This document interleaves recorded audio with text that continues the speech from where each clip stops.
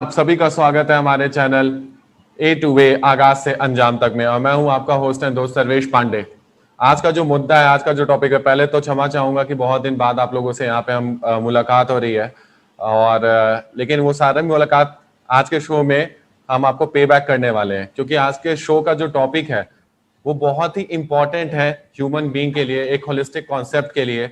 आज का जो टॉपिक है, जैसा आप लोगों ने फ्लायर्स में, पैम्पलेट में देखा होगा, health, wealth and happiness. So here we are going to focus on 7-dimensional wellness of a person, of a human being. What is 7 dimension? Physical, intellectual, emotional, social, spiritual, occupational and environmental. इसको हमने short किया है 3 masters के साथ। पूरे 7 dimensions को हमने short किया है, health, wealth and happiness. The most important 3 criteria which anyone need in their life. So इसके साथ ही सबसे पहले मैं स्वागत करना चाहूंगा अपने तीनों मास्टर्स का, जो हेल्थ, वेल्थ और हैप्पीनेस हमारे साथ डिस्कस करने वाले हैं, हमें गाइड करने वाले हैं आज के शो पे। सो सबसे पहले मैं स्वागत करना चाहूंगा डॉक्टर अनिल सर की, जो कि हैं MBBS, MS, PhD, holistic health and life style medicine consultant, NLP, PNP master trainer, Guinness world book record holder. स्वागत है सर आपका। Healthy wealthy happy morning friends. Thank you sir. And इसके साथ साथ मैं डॉक्टर अजय शेष सर का भी स्वागत करना चाहूंगा, जो है MBBS, MD, PhD, business and life coach, inspirational speaker, double Guinness book world record holder. स्वागत है सर आपका हमारे शो में। Thank you very much. And साथ ही साथ हैप्पीनेस का पार्ट जो हमारे साथ आज लेके आ रहे हैं, स्पिरिचुअलिटी का पार्ट हमारे साथ लेके आ रहे हैं वॉन्डरिंग स्वामी महेश जी, जिन्होंने बी कंप्लीट किया मैकेनिकल से, एमए योगा से, spiritual guide and Siya yoga founder, Siya simple integral yoga arts. तो आज का जो सेशन है, स्वागत है स्वामी सर आपका भी यहाँ पे। थैंक यू आप तीनों लोगों का हमारे शो पे आने के लिए एंड लोगों को गाइड करने के लिए।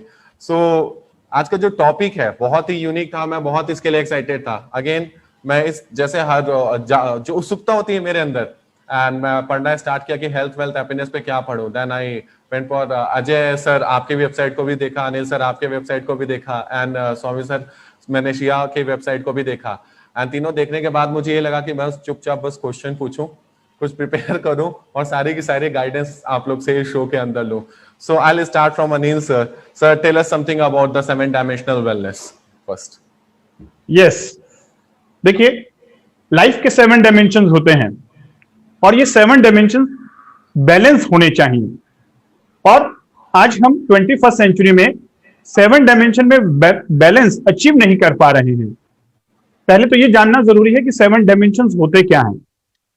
7 डायमेंशन है physical dimension, intellectual dimension, emotional dimension, social dimension, environmental dimension, occupational dimension and spiritual dimension. लेकिन ये 7 डायमेंशन आज हमें ऐसा लगता है कि ये फिलॉसफिकल बातें हैं। इनके अंदर में 7 डायमेंशन में वेलनेस अचीव करना एक बहुत ही इम्पॉसिबल सा वर्क लगता है, क्योंकि कई बार हम अपनी फाइनेंशियल या ऑक्यूपेशनल वेलनेस की तरफ ध्यान देते हैं तो हेल्थ बिगड़ जाती है। कई बार हम सोशल में ज्यादा इन्वॉल्व हो जाते हैं तो फैमिली डिस्टर्ब हो जाती है। और स्पिरिचुअल डायमेंशन ये तो आज की डेट में बहुत ही ज्यादा डिस्टर्ब है। कहीं ना कहीं सोशल डायमेंशन केवल सोशल मीडिया तक सीमित रह गया है। हेल्थ यानी फिजिकल डायमेंशन केवल फिटनेस तक या ब्यूटिफिकेशन तक सीमित रह गया है। स्पिरिचुअल डायमेंशन रिलीजियस डायमेंशन बन गया है। और भी बाकी डायमेंशन जो हैं, इन्वायरमेंटल डायमेंशन, उसको तो हम भूल ही गए हैं, नेचर के साथ बैलेंस बनाना। क्योंकि खुद का ही बैलेंस बिगड़ा हुआ है अपने साथ, तो दूसरों के साथ कैसे बैलेंस बनेगा। इसीलिए आज हमें लगा कि इस टॉपिक पर हम सबको मिलकर 7 डायमेंशन में बैलेंस कैसे लाया जाए। हेल्थ, वेल्थ, हैप्पीनेस हर कोई चाहता है, एक फुलफिल लाइफ जीना चाहता है, लेकिन कैसे जिया जाए इसके बारे में जानना बहुत जरूरी है। Thank you sir. अजय शेष सर, आपसे नेक्स्ट क्वेश्चन है मेरा, दैट लाइक अभी अनिल सर ने बोला कि ऑक्यूपेशन का बहुत बड़ा रोल होता है एंड लोग उस पर ध्यान देते हैं। सर, कहीं ना कहीं मैं ये देखता हूँ कि लोग अपने ऑक्यूपेशन को लेके सबसे ज्यादा परेशान रहते हैं और उसकी वजह से अपने लाइफ को पूरा डिस्टर्ब करते हैं। सो क्या क्या ऐसे नॉर्मल समस्याएं आती हैं और ऑक्यूपेशन कितना बड़ा रोल प्ले करता है लोगों के लाइफ में, अगर सही ना हो तो उसके बारे में मैं कुछ जानना चाहूंगा सर। यस, जब भी हम अगर मैं बिजनेस की बात करूं तो हम में से कुछ लोग, जैसे रॉबर्ट कियोसाकी ने कहा कि पैसा कमाने के 4 तरीके होते हैं। नंबर वन, आप कहीं एम्प्लॉय बन जाओ, तो जॉब के अपने कुछ एडवांटेजेस है, कुछ डिसएडवांटेजेस है। नंबर टू, आप अपना कुछ उपक्रम चालू करो जो आप पे डिपेंडेंट हो, तो जितना काम करोगे उतना कमाओगे। जैसे कि एक डॉक्टर होता है, जैसे कि एक वकील होता है, जैसे कि इसको बोलते हैं सेल्फ एम्प्लॉयड प्रोफेशनल। ये एक इस तरीके से कोई बिजनेस शुरू करता है। तीसरा होता है बिजनेस। बिजनेस यानी जो अपने से इंडिपेंडेंट है, उसने एक प्लेटफॉर्म बना दिया जहां पे टीम काम कर रही है, और वो जो है एक सिस्टम बना दिया, एक ऑटोमेटेड सिस्टम बना दिया, वो बिजनेस उसके लिए काम कर रहा है। और चौथा होता है आई इन्वेस्टर। इन्वेस्टर यानी जो पैसे से पैसा बनाता है, मतलब वो इन्वेस्ट करेगा, वो स्टॉक का रेट बढ़ जाएगा तो उसको फायदा होगा, स्टॉक का रेट घट जाएगा तो नुकसान होगा। तो फायदा नुकसान करते करते इन्वेस्टमेंट के तरीके से पैसा बनाने वाला काम। ये 4 तरीके होते हैं बिजनेस करने के। हम में से अधिकतर लोग या तो जॉब करते हैं, तो जॉब में हर जॉब की अपनी अपनी कॉम्प्लिकेशंस, फायदे नुकसान जो होते हैं। मैं मेनली बिजनेस से रिलेटेड बातें करता हूं, वेल्थ और बिजनेस से रिलेटेड बातें करता हूं। तो मेरा मुख्य ये रहता है कि जब भी हम कोई कुछ स्टार्ट करते हैं तो वो हम अपने अकेले के दम पे स्टार्ट करते हैं, जहां पर शुरुआत में शटर भी हम ही उठाते हैं और लास्ट में शटर भी हम ही गिराते हैं, और सब कुछ हम करते हैं। और मुझे लगता है कि मैं जितनी मेहनत करूंगा उतना पैसा मैं कमाऊंगा, मैं जितना टाइम दूंगा उतना पैसा मैं कराऊंगा। सब कुछ जो है सेल्फ डिपेंडेंट रहता है। पर धीरे धीरे यहां पर क्या होता है कि दिन के सभी घंटे ऑक्यूपाई हो जाते हैं। एक व्यक्ति दिन में कितना, मैं तुमसे ही पूछता हूं सर्वेश, एक व्यक्ति दिन में over long period of time, 10 साल, 12 साल, 15 साल, एक व्यक्ति मैक्सिमम दिन में कितना काम कर सकता है, मुझे बताओ। ज्यादा से ज्यादा कितने घंटे काम कर सकता है? 8-10 घंटे से। 8 से 10 घंटे। 8 से 10 घंटे। 10 घंटे से ज्यादा कोई इफेक्टिव काम की बात करूं, कोई नहीं कर सकता। अब होता क्या है कि ये प्रोफेशनल जो है, ये 10 घंटे काम करता है, दिन पर दिन करता है। दिन के 24 ही घंटे हैं, उससे ज्यादा नहीं मिलेंगे। इसके पास 10 ही घंटे, 10 घंटे से ज्यादा काम नहीं कर सकता। इसका बिजनेस आकर के एक जगह पे रुक जाता है, क्योंकि कितना काम करेगा, और सब कुछ खुद लेके बैठा है, तो स्ट्रेस में वो परेशान हो जाता है। वो बिजनेस ओनर नहीं है, अपने ही बिजनेस का बंधुआ मजदूर बन जाता है वो, क्योंकि सब कुछ उसी के ऊपर में डिपेंडेंट है। मैं जो सिखाता हूं और जो बोलता हूं, जो ये करता हूं, वो ये है कि अपने से कंट्रोल छोड़ करके टीम से काम कैसे करवाना, इस क्वाड्रेंट से बी क्वाड्रेंट में कैसे जाना, जहां पर आप बिजनेस के लिए काम नहीं करते, बिजनेस आपके लिए काम करता है। तो ये जो समझ है कि ये जो 2 क्वाड्रेंट्स रहते हैं इधर के, जो जॉब करता है, नौकरी करता है, जो सेल्फ एम्प्लॉयड है, वो बिजनेस के लिए खुद काम करता है, और जो इस तरफ होता है बिजनेस ओनर और इन्वेस्टर, बिजनेस इनके लिए काम करता है। तो मुख्य समस्या इन दोनों का फर्क समझने में, कई लोग को लगता है कि वो बिजनेस कर रहे हैं, बट एक्चुअली वो सेल्फ एम्प्लॉयड प्रोफेशनल्स हैं, वो अपने ही बिजनेस के बंधुआ मजदूर बन गए हैं। और संक्षिप्त में यही आपके सवाल का जवाब है कि जिसके पास में ये कलाकारी नहीं है कि टीम से काम करवा सके और खुद फ्री हो जाए, वो हमेशा बिजनेस में स्ट्रगल करता रहेगा। खुद सब कुछ करने की टेंडेंसी से वो अपने ही बिजनेस के ग्रोथ का दुश्मन बन जाता है। खुद ही बिजनेस का दुश्मन नहीं है, बिजनेस के ग्रोथ का दुश्मन, क्योंकि 10 घंटे से ज्यादा वो काम कर ही नहीं सकता, उससे ज्यादा बिजनेस ग्रो ही नहीं हो सकता। ये मुख्य समस्या आज के एसएमई एंटरप्रेन्योर्स से रिलेटेड है। समस्या बोल ले या इशू बोल ले, और मैं बेसिकली इसी क्षेत्र में काम कर रहा हूं। Thank you sir. Occupation obviously, और अगर इंसान सही ऑक्यूपेशन के अंदर नहीं है और सही तरीके से उसको काम करने नहीं आता, तो कहीं ना कहीं वो उसके वेलनेस को भी इफेक्ट करेगा ही करेगा। जैसा कि हमेशा हमने जाना, तन, मन और धन, तो ये 3 इंपॉर्टेंट चीज होते हैं, और हमारा आज भी वही टॉपिक है, तन, मन और धन कहीं ना कहीं। और ये तन, मन और धन के संग जो एक हमेशा कोफिशिएंट मिसिंग है 21st सेंचुरी के अंदर, जो हमारी जनरेशन है उसके अंदर, हम जो सबसे बड़ा कोफिशिएंट मिसिंग है वो है स्पिरिचुअल कोफिशिएंट। लोग ये जितनी सारी चीजें हैं सर, आज जो ओवरलोडेड इंफॉर्मेशन है, जितनी पावर की नीड है हमें, उतनी पावर हमारे पास नहीं है कहीं ना कहीं, और उतनी पावर ना होने के वजह से हमें बहुत सारी प्रॉब्लम फेस होती है, क्योंकि हम चीजें हैंडल नहीं कर पाते हैं। एंड कहीं ना कहीं मेरा मानना है, मैं जितना अनिल सर से जुड़ा, उनके कॉन्सेप्ट से जुड़ा, और उनके इंटरव्यूज पहले देखे, स्वामी सर से भी बात हुई थी पहले, एंड आपसे भी हुई थी सर, तो और बहुत सारे लोग A2A पे आए थे इसके पहले भी एक्सपर्ट्स, तो वहां से जो मुझे चीज मिला कि we need a power to run ourselves, and for health wealth and happiness. And वो जो पावर कहीं ना कहीं मैंने देखा आप लोग से सीखा से कि स्पिरिचुअल कोएफिशिएंट से आता है। सो डेफिनेटली मेरा नेक्स्ट क्वेश्चन आप सब समझ गए होंगे। मेरा नेक्स्ट क्वेश्चन स्वामी सर से, sir what is the role of spirituality and what kind of power we can have from spirituality? Spirituality को अगर हिंदी में बोलूं आध्यात्मिक, Yes, sir. What is the role? Without आत्मा there is no possibility of body and mind to function. उसके बिना शरीर मन कुछ भी काम नहीं कर पाएगा। तो आत्मा जो है वो तो आधार है। अब ये आत्मा हम लोग को डायरेक्ट अनुभव नहीं होता। आत्मा का अनुभव होता है अगर हमारा शरीर मन जब वो परफेक्टली बैलेंस हो, और उसके बाद हम लोग मन के परे, मन के बहुत सारे डायमेंशंस है, और उस डायमेंशन में हम लोग आगे बढ़ते बढ़ते जब उस लेवल पे पहुंचते हैं कि जब हम मन को भी पार कर जाए, तब आत्मा का अनुभव होता है। अब व्यवहारिक रूप से क्या होता है कि हम लोग अपने शरीर मन को यूज कर रहे हैं, या कभी उल्टा भी हो जाता है कि मन हमको यूज कर रहा है और हम मन के बहाव में बहते जा रहे हैं। तो आत्मा का और आत्मा विज्ञान का, जिसको ब्रह्म विद्या कहते हैं, ये एक बहुत महत्वपूर्ण पहलू है जो हमारे जीवन में उसका आधार होना चाहिए। अगर फाउंडेशन सही है तो आपका बिल्डिंग सही बनेगा। क्योंकि अगर आपका मान लीजिए कि शरीर स्वस्थ नहीं है, तो फिर आप चाहे बिजनेस कर रहे हो या आप अपने लाइफ में जो भी कर रहे हो, कहीं ना कहीं आपको पीछे कुछ ना कुछ खटकता रहेगा। वैसे अगर मन भी ठीक नहीं है, मन आपका फोकस नहीं होता है, मन आपका कॉन्फिडेंस में नहीं आता, तो कहीं ना कहीं कुछ अटकता रहेगा। तो इसलिए अगर आपको अपना लाइफ में एक total integrated growth and development चाहिए, तो जो स्पिरिचुअल साइंस है उसको समझ करके, और देखिए स्पिरिचुअल साइंस जो है दुनिया में बहुत जगह पे अलग अलग सिविलाइजेशन में उसका कुछ ना कुछ विकास हुआ, लेकिन भारत में इसकी एक खासियत है कि ये जो ट्रेडिशन है, जो परंपरा है, ये बिना किसी ब्रेक के चले आ रही है। इसलिए इजिप्ट में पिरामिड बने, साउथ अमेरिका में बहुत सारे पिरामिड्स और स्ट्रक्चर बने, लेकिन उसका नॉलेज कंटिन्यू नहीं हो पाया। भारत में ये हम लोगों के पास सबसे बड़ा एक कहना चाहिए कि महत्वपूर्ण जो हिस्सा है हमारी स्पिरिचुअलिटी का, कि वो एक कंटिन्यूअस स्ट्रीम है।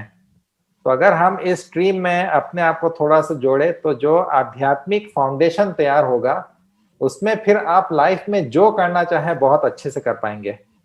फिर चाहे वो आपका बिजनेस हो, चाहे आपका प्रोफेशन हो, चाहे आप सेवा करना चाहते हो, जो भी है। क्योंकि अध्यात्म जो है उसका फंक्शन होता है कि शरीर मन को अच्छे से बैलेंस रख करके आपको लाइफ में आगे ग्रोथ एंड इवोल्यूशन में हेल्प करे।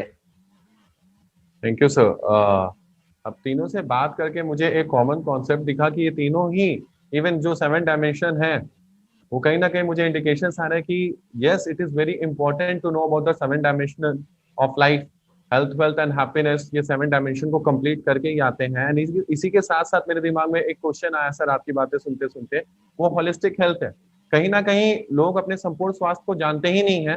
ये 7 डायमेंशन तो दूर है, पहले लोग अपने ही को नहीं जानते हैं कि हम क्या हैं, what we are actually. So my next question is to Anil sir, that sir आप holistic health consultant हैं and holistic health पे आप बहुत लंबे समय से कार्य कर रहे हैं सर। तो what is holistic health? लोग सोचते हैं ये जो तन दिख रहा है यही holistic health है, and इसकी वजह से बहुत बड़ा डिलेमा क्रिएट हो चुका है। So I want to know sir, what is holistic health? Yes Sarvesh, जैसा हमने समझा अभी तीनों मास्टर्स की बातों से कि लाइफ के 7 डायमेंशन जो होते हैं उनमें एक बैलेंस होना चाहिए। हर कोई चाहता है हेल्दी रहना, वेल्दी रहना और हैप्पी रहना।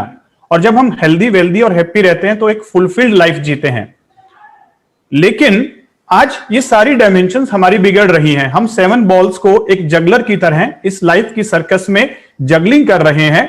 कभी हेल्थ गिर जाता है, कभी वेल्थ गिर जाता है, कभी रिलेशनशिप गिर जाते हैं। ये बॉल्स हम जगलिंग कर नहीं पा रहे हैं। यहां पर हमें बहुत सारी चीजों को मैनेज करने की जरूरत पड़ती है लाइफ में, यानी life management, business management, relationship management. लेकिन इन सारे मैनेजमेंट के अंदर सबसे पहले हमें हेल्थ मैनेजमेंट जरूरी है कि अगर आप हेल्दी रहेंगे तभी तो सारी चीजों को मैनेज कर पाएंगे। और हेल्थ में लोग जो अभी समझते हैं उसे समझते हैं फिटनेस, कि मेरी बॉडी शेप में अगर है तो शायद मैं फिट हूं, हेल्दी हूं, या कोई मुझे डिजीज नहीं है तो मैं हेल्दी हूं। No, that is only fitness. मैं बात कर रहा हूं होलिस्टिक हेल्थ। होलिस्टिक हेल्थ का मतलब है कि आप 7 डायमेंशन में हेल्दी हैं। और उसमें से भी जो इंपॉर्टेंट डायमेंशन है वो है एक फिजिकल, इमोशनल, स्पिरिचुअल। ये जो अगर आपकी 3 डायमेंशन अगर आपकी सही हैं, फिजिकली मतलब आप फिट तो हैं ही, फिटनेस के साथ साथ आपकी बॉडी के अंदर कोई डिजीज नहीं है और आपके अंदर स्टेमिना है, एनर्जी है, आपका ऑरा जबरदस्त है। मेंटल इमोशनल, मेंटल और इमोशनल वेलनेस, यानी कि लाइफ की जो डे टू डे लाइफ की कॉम्प्लेक्सिटी है, जो स्ट्रेस है, उसको आप झेल सकते हैं। आपका एक एटीट्यूड पॉजिटिव है और आप लाइफ की समस्याओं को देखने का आपका एक नजरिया बिल्कुल डिफरेंट है। स्पिरिचुअली मतलब कहीं ना कहीं आप उस हायर डिवाइन पावर से कनेक्ट हैं। तो मैं होलिस्टिक हेल्थ को कहता हूं MBBS, mind, brain, body, soul. जब हम ये चारों एस्पेक्ट को समझेंगे 25% और इनको एक इंटीग्रेटेड वे में समझेंगे, तब हम अपने आप को सेल्फ मैनेज अच्छे से कर पाएंगे। तो सेल्फ मैनेजमेंट के लिए माइंड, ब्रेन, बॉडी और सोल, इन चारों कंपोनेंट को प्रॉपर वे में जानना, इनकी साइंस को समझना और उसके बाद इन चारों पर काम करना। फिजिकल बॉडी पे भी काम करना होगा, माइंड उस पर भी काम करना होगा। माइंड एक सॉफ्टवेयर है, कॉन्शियस माइंड, सब कॉन्शियस माइंड, सुनते हैं हम बातें, उसको भी मैनेज करना सीखना होगा। फिर है आपकी एनर्जी बॉडी, ऑरा, व्यक्तित्व, इनर पर्सनैलिटी। तो यानी कहीं ना कहीं जो हम बात करते हैं कि लाइफ के जो 7 डायमेंशन अगर मैनेज करने हैं, तो सबसे पहले आता है सेल्फ मैनेजमेंट। और सेल्फ मैनेजमेंट तभी हो पाता है जब आप होलिस्टिक वे में माइंड, ब्रेन, बॉडी और सोल चारों को मैनेज करके चलते हैं। तो as a holistic health consultant, lifestyle consultant, मैं सबसे पहले सिखाता हूं, if you want to change your life, first change your lifestyle, then understand the holistic concept of human being, mind, brain, body, soul. किसी भी चीज को मैनेज करने के लिए उसकी पहले नॉलेज होनी चाहिए। चारों एस्पेक्ट को समझकर फिर one by one mind management, self management, life management, ये सारी चीजें अचीव की जा सकती है। Thank you sir. Next question मेरा स्वामी जी आपसे है कि मेडिटेशन का जो टर्म है, बहुत लोगों ने एक्सेप्ट किया है, लेकिन खुल के बातें लोग इस पे नहीं करते हैं, क्योंकि लोग सोचते हैं कि जो दिखता नहीं वो होता नहीं, या लोगों के समझ में जितना आता नहीं, जितनी चीजें आ गई वही एक्सेप्ट होंगी, जितने नहीं आई वो एक्सेप्ट नहीं करते हैं कहीं ना कहीं सर। तो सर ने बोला mind, brain, body and soul, and कहीं ना कहीं एक स्टूडेंट की तरह मैं आपसे पूछना चाहता हूँ सर कि क्या इंटेलेक्ट हमारा डेवलप होता है जब हम मेडिटेशन करते हैं या कोई स्पिरिचुअल कनेक्शन बनाते हैं सर डिवाइन पावर के साथ, तो हमारा इंटेलेक्ट डेवलप होता है स्वामी सर? डेफिनेटली होता है। इसका आंसर मैं ऐसा दूंगा, जी सर। जो अनिल जी ने और अजय जी ने बात कही वो थोड़ा इंटीग्रेट करके मैं बताता हूँ। देखो, जो हमारा माइंड और उसका हार्डवेयर है ब्रेन, अगर हार्डवेयर ठीक नहीं होगा तो सॉफ्टवेयर भी ठीक से काम नहीं करेगा, और सॉफ्टवेयर अगर अपग्रेड ना हो तो हार्डवेयर कितना भी अच्छा हो, आपका लेटेस्ट क्यों ना हो, वो आपको अच्छे से रिजल्ट नहीं देगा। तो सॉफ्टवेयर हार्डवेयर दोनों जरूरी है। और जो हमारा बॉडी है जिसमें ब्रेन है, उसका हेल्थ अच्छा रहे, उसके लिए जरूरी है कि आप योगा कीजिए, आप थोड़े प्राणायाम कीजिए, ताकि उसमें एनर्जी अच्छी जाती रहे। क्योंकि ब्रेन भी एक मशीन जैसा अगर आप ले ले, तो जब तक उसमें उसकी एनर्जी उसके इनपुट के हिसाब से सही नहीं जाएगी तो उसका आउटपुट अच्छा नहीं आएगा। दूसरा जो माइंड है, अजय जी ने एक बहुत अच्छी बात कही कि जो सेल्फ प्रोफेशनल रहते हैं उनका प्रॉब्लम ये हो जाता है कि बिजनेस उनके लिए एक बोझ बन जाता है, तो उनका ग्रोथ नहीं होता। वैसे ही जब तक हम लोग अपने माइंड को नहीं समझे कि माइंड के 3 डायमेंशन है, एक और चौथा डायमेंशन है जो योग उसकी चर्चा करता है। जो 3 डायमेंशन हम लोग जानते हैं, conscious, subconscious and unconscious mind.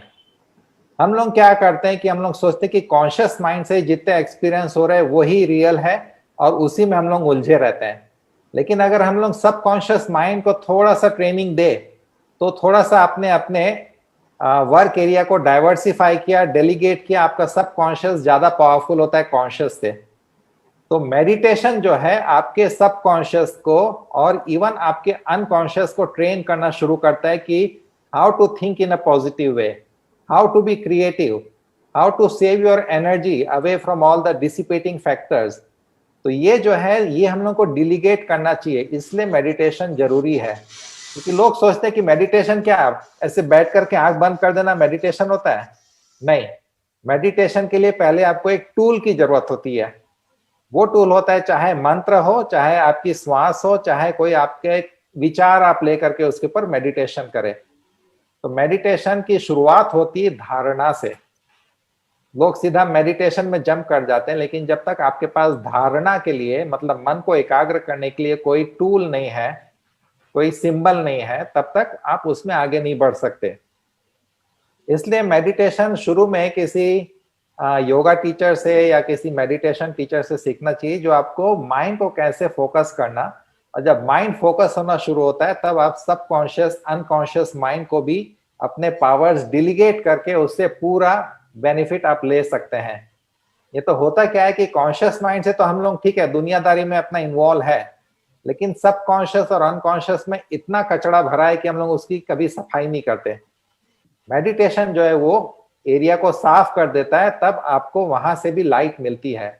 तो इसी को हम लोग बोल सकते हैं स्पिरिचुअल लाइट, क्योंकि है तो सब हमारे ही अंदर ना।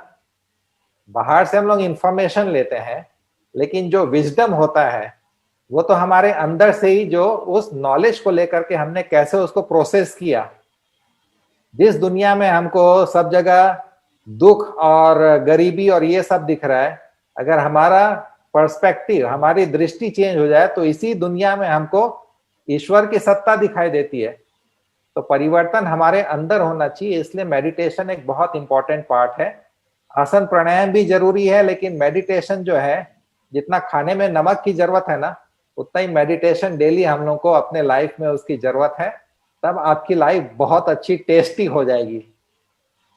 Thank you sir. एक बहुत ही सॉलिड कनेक्शन अभी मुझे देखने को मिला कि सबसे पहले हमने एमबीबीएस को जाना और उस पर काम करना स्टार्ट किया। देन अगर एक संपूर्ण और सफल जीवन हमें चाहिए तो उसके बाद इट इज वेरी इंपॉर्टेंट कि हम अपने आप को अंदर से डेवलप करें, अपने इंटेलेक्ट को डेवलप करें। वो मेडिटेशन के थ्रू होता है। अब फिजिकल लाइफ में टेक्निकल पे आते हैं सर, और मेरा आपसे क्वेश्चन है अजय सर कि what kind of mindset actually जो थॉट्स जनरेट हो मेडिटेशन से। हमने इंटेलेक्ट डेवलप कर लिया, संपूर्ण स्वास्थ्य को समझ के हमने अपने जो श्वास की चीजें हैं उस पर भी कार्य कर लिया। देन अब जब हम फिजिकल वर्ल्ड में, एक हमारे पास तलवार है, सॉर्ड्स है हमारे पास, अब हम लड़ने जा रहे हैं, तो व्हाट उसे धार कैसी होनी चाहिए सर? कैसा माइंडसेट होना चाहिए कि इंसान का जब वो बिजनेस करने मैदान में जाते हैं, क्योंकि बहुत अप्स एंड डाउन्स आते हैं, प्रॉब्लम्स आते हैं, कंपटीशन आते हैं सर, तो one should have what kind of mindset जब वो वॉर जोन में जाते हैं सर? यस, वॉर जोन में मैं तुमसे ही पूछता हूँ Sarvesh. Yes sir. War zone में कोई अकेले जाता है क्या? नहीं सर। सेना रहती है ना? Yes sir. सेना रहती है। तो सेना भी जरूरी है, और उस सेना का एक बेहतरीन सेनापति होना भी जरूरी है। ठीक है। होता यह है कि जब, अच्छा, सेना को तैयार करना पड़ेगा, टीम को तैयार करना पड़ेगा, टीम पे विश्वास करना पड़ेगा, टीम को ट्रेन करना पड़ेगा, और वो सही काम करेंगे उस पर विश्वास करना पड़ेगा, और उसके पास में वो सिखाने लायक, खुद लीडर के पास में वो ताकत भी होनी चाहिए कि अपने से बेहतर लीडर्स तैयार कर सके। तो अगर आप मुझसे पूछते हो कि लड़ने के लिए अगर जाना है और बिजनेस के मार्केट के रण में अगर उतरना है, तो जो रणनीति उसकी क्या हो? रणनीति ये हो कि एक लीडर वो होता है जो अपने जैसे और अपने से काबिल लीडर्स बनाता है, और तभी वो बिजनेस सही ढंग से चल सकता है। होता क्या है कि अधिकतर केसेस में, मैं जैसे पहले बता रहा था, वो जो एंटरप्रेन्योर अपने आप को टीम तो बनाता ही नहीं, खुद चीफ वर्कर बन जाता है अपने ही को। उसको लगता है बिजनेस चला रहा हूं, बट वो अपनी बिजनेस के चीफ वर्कर है। मैं हमेशा पूछता हूं कि बिजनेस वो सक्सेसफुली चलाएगा जो और लीडर्स बनाएगा, अच्छे सेनापति बनाएगा। और मैं हमेशा एग्जांपल देता हूं जंगल का। जंगल का राजा कौन? सर्वेश बताओ, तुम बताओ, जंगल का राजा कौन? शेर। शेर, एग्जैक्टली। जंगल का राजा कौन? शेर। शेर क्या जंगल का सबसे बड़ा जानवर है? नहीं सर। नहीं, हाथी बड़ा है, पर जंगल का राजा कौन? शेर। शेर। शेर क्या जंगल का सबसे ताकतवर जानवर है? नहीं, हाथी ज्यादा ताकतवर, इनफैक्ट कहा जाता है जिराफ ज्यादा ताकतवर है शेर से, पर जंगल का राजा कौन? शेर। शेर क्या पेड़ पे उस प्रकार से चढ़ सकता है जैसे एक बंदर चढ़ सकता है? नहीं, पर जंगल का राजा कौन? शेर। ठीक है। शेर क्या सबसे तेज दौड़ने वाले जानवर है जंगल का? नहीं, चीता ज्यादा तेज दौड़ता है, हिरण ज्यादा तेज दौड़ता है, पर जंगल का राजा कौन? शेर। देश के प्रधानमंत्री कौन, जो भी, चलो हम पॉलिटिशियंस का नाम नहीं लेते, देश के प्रधानमंत्री कौन, आज जो भी XYZ प्रधानमंत्री हैं, ये मैं इसलिए नाम नहीं ले रहा हूं क्योंकि ये वीडियो चिर रेलिवेंट रहे, इसलिए ये मैं बोल रहा हूं, क्योंकि आज जो प्रधानमंत्री कल शायद वो नहीं रहेंगे। देश का प्रधानमंत्री कौन है, ये है आज जो भी है आपके। क्या वो रक्षा विशेषज्ञ हैं? नहीं, बड़े बड़े रक्षा ये है, पर देश के प्रधानमंत्री कौन? क्या वो हेल्थ एक्सपर्ट है? नहीं, बड़े बड़े हेल्थ एक्सपर्ट है। Yes, sir. पर देश के प्रधानमंत्री कौन? ये।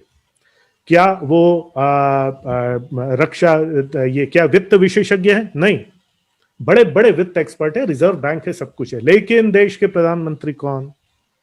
तो लीडरशिप क्वालिटी जिसमें होगी, जो बड़े लीडर्स को तैयार कर पाएगा और उनको मैनेज कर पाएगा, वो सही लीडर बनेगा, और बिजनेस में लीडरशिप यानी वही मार्केट को डोमिनेट करेगा, वही एक सक्सेसफुल बिजनेस बना सकेगा।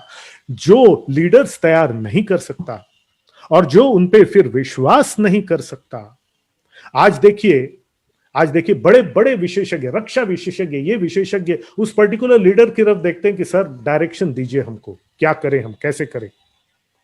करेक्ट है ना? उस बंदे से जो खुद किसी जिसका एक्सपर्ट नहीं है, बट वो लीडर्स बनाता है। वही कोई और पॉलिटिकल पार्टी भी है जो पूरा पावर अपने साथ रखना चाहती है, तो क्या हाल हो रहा है वो भी आपको दिख रहा है। बट एनीवे, यही चीज बिजनेस पे लागू होती है। सो मेरा कहने का मतलब है, create a team, a capable team, a team of people even better than you. मेरे यहाँ जितने भी लोग हैं, हर मामले में किसी न किसी रूप में मुझसे बेहतर है। डॉक्टर अनिल की जो टीम है, टीम का हर मेंबर किसी न किसी रूप में डॉक्टर अनिल से बेहतर है। और यही टीम जब डॉक्टर अनिल के पास में कैपेसिटी क्या है लीडरशिप की, उन सबको तैयार किया वैसा और उनको साथ में लेकर के चल रहे हैं, यही बिजनेस होता है। यही परिवार में भी होता है, यही हर जगह होता है। सो business is a reflection of social life and vice versa. तो मुझे ऐसा लगता है, क्रिएट लीडर्स, अगर एक दो तीन शब्दों में बोलोगे, create leaders and trust them, ये सबसे बड़ा बिजनेस मंत्र है। Thank you, sir. Thanks a lot. Be leader, create leader, and this is the beautiful message I got from you, sir.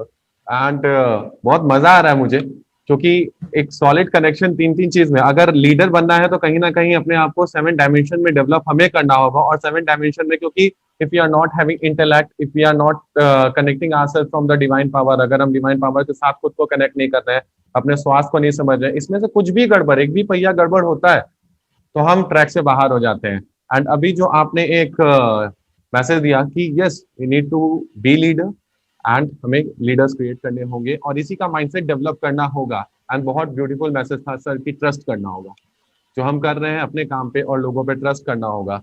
इसके लिए जो सबसे ज्यादा इंपॉर्टेंट, अब लोगों को समझ में आएगा कि ये तीनों मास्टर हमारे साथ क्यों हैं एंड ये प्रोग्राम इतना ज्यादा इंपॉर्टेंट क्यों था। इसको नाम जो हमने दिया है वो है life campus, life campus. And ये नेक्स्ट क्वेश्चन से बहुत क्लियर होने वाला है सर। अगर इट इज वेरी इंपॉर्टेंट कि एक जगह पर अगर फोकस करना है, लीडरशिप पे ही फोकस करना, हमारा दिमाग कहीं भी ना जाए, तो उसके लिए प्रोग्रामिंग बहुत जरूरी है। माइंड की दिमाग का प्रोग्रामिंग करना बहुत ही ज्यादा जरूरी है कि एक चिप ऐसा डल जाए कि ये है रास्ता।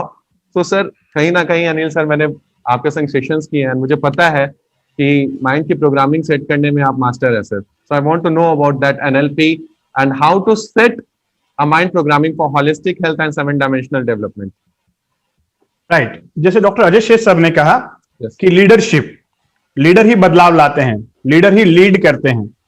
यानी लाइफ में हमें कोई भी चीज मैनेज करनी हो, चाहे बिजनेस मैनेज करना हो, वेल्थ मैनेज करना हो, पीपल मैनेजमेंट हो, स्ट्रेस मैनेजमेंट हो, कुछ भी मैनेज करना हो, तो सबसे पहले सेल्फ मैनेजमेंट जरूरी है।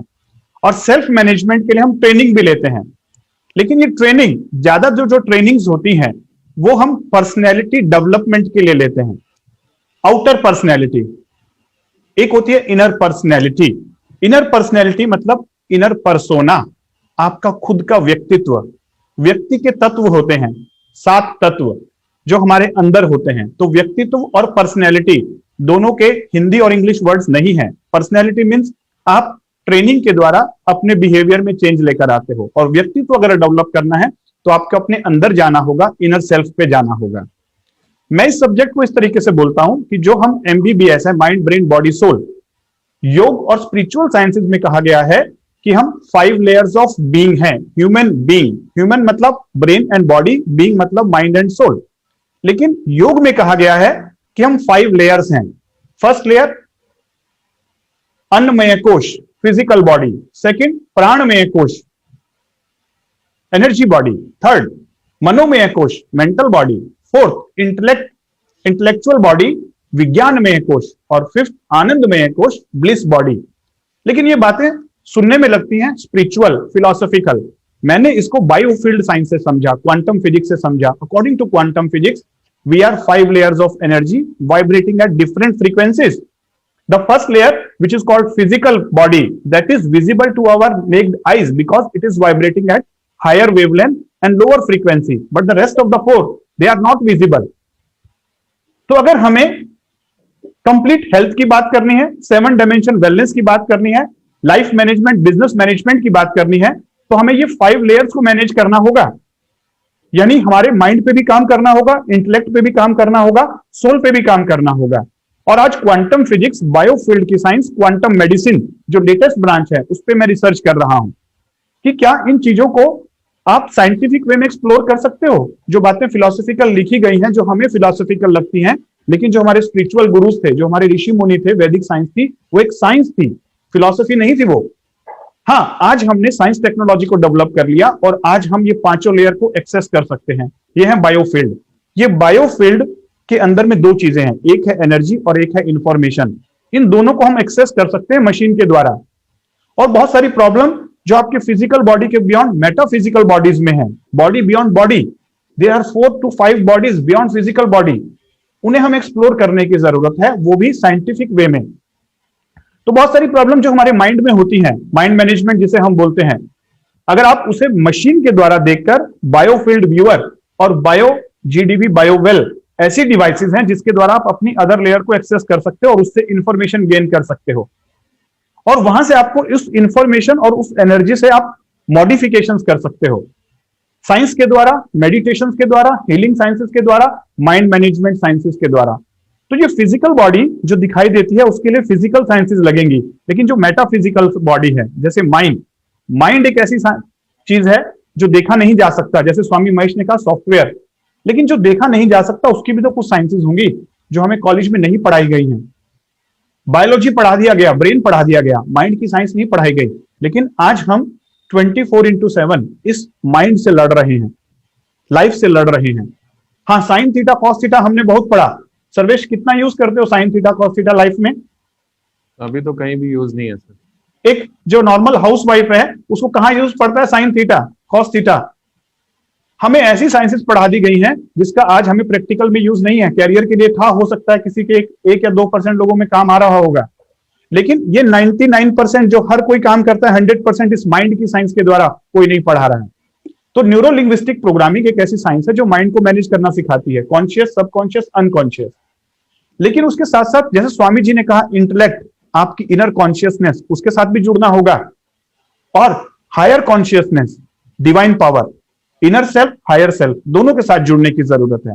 तो मैं इन सारी साइंसेस को साइंटिफिक वे में मशीन के साथ आपको बताता हूं कि आपकी एक एक लेयर को एक्सेस करके ये जो लेयर्स हैं इसमें कौन सी लेयर में प्रॉब्लम है, क्या सेकंड लेयर में, थर्ड लेयर में, फोर्थ लेयर में है, और आप खुद देखते हैं और आपके बॉडी के ऊपर, आपके बायोफील्ड के ऊपर वो सारे एक्सपेरिमेंट्स में करके दिखाता हूं।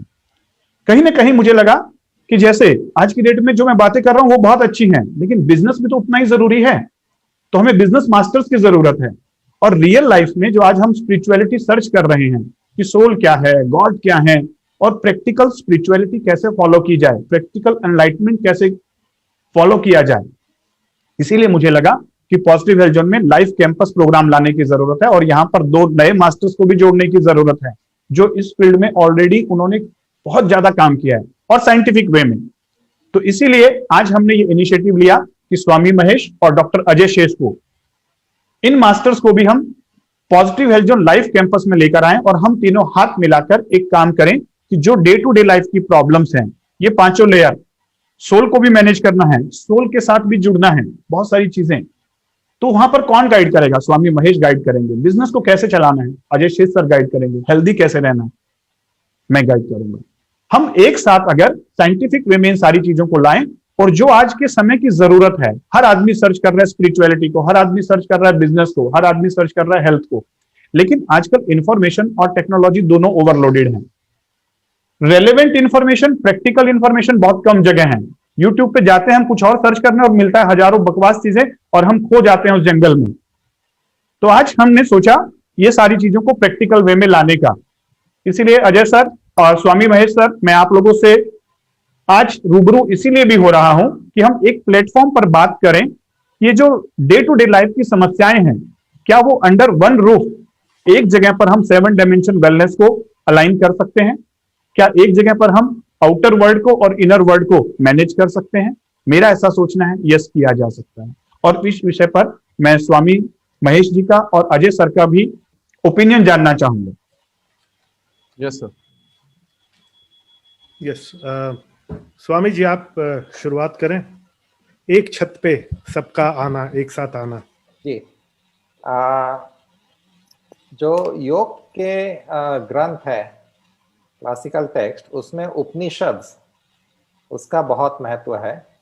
और उपनिषद में जहाँ अध्यात्म की चर्चा है, साथ ही साथ उसमें बताया गया है कि सबके जीवन का सबसे मुख्य उद्देश्य होता है कि जीवन में आनंद और शांति का अनुभव हो।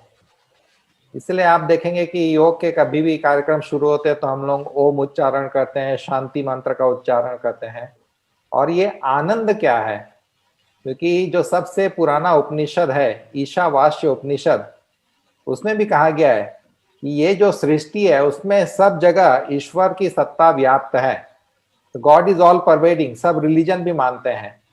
लेकिन ये आध्यात्मिक विज्ञान है कि एक ही सत्ता है जो ऑल परवेडिंग है। क्वांटम फिजिक्स भी धीरे धीरे उसी पॉइंट पे पहुंच रहा है।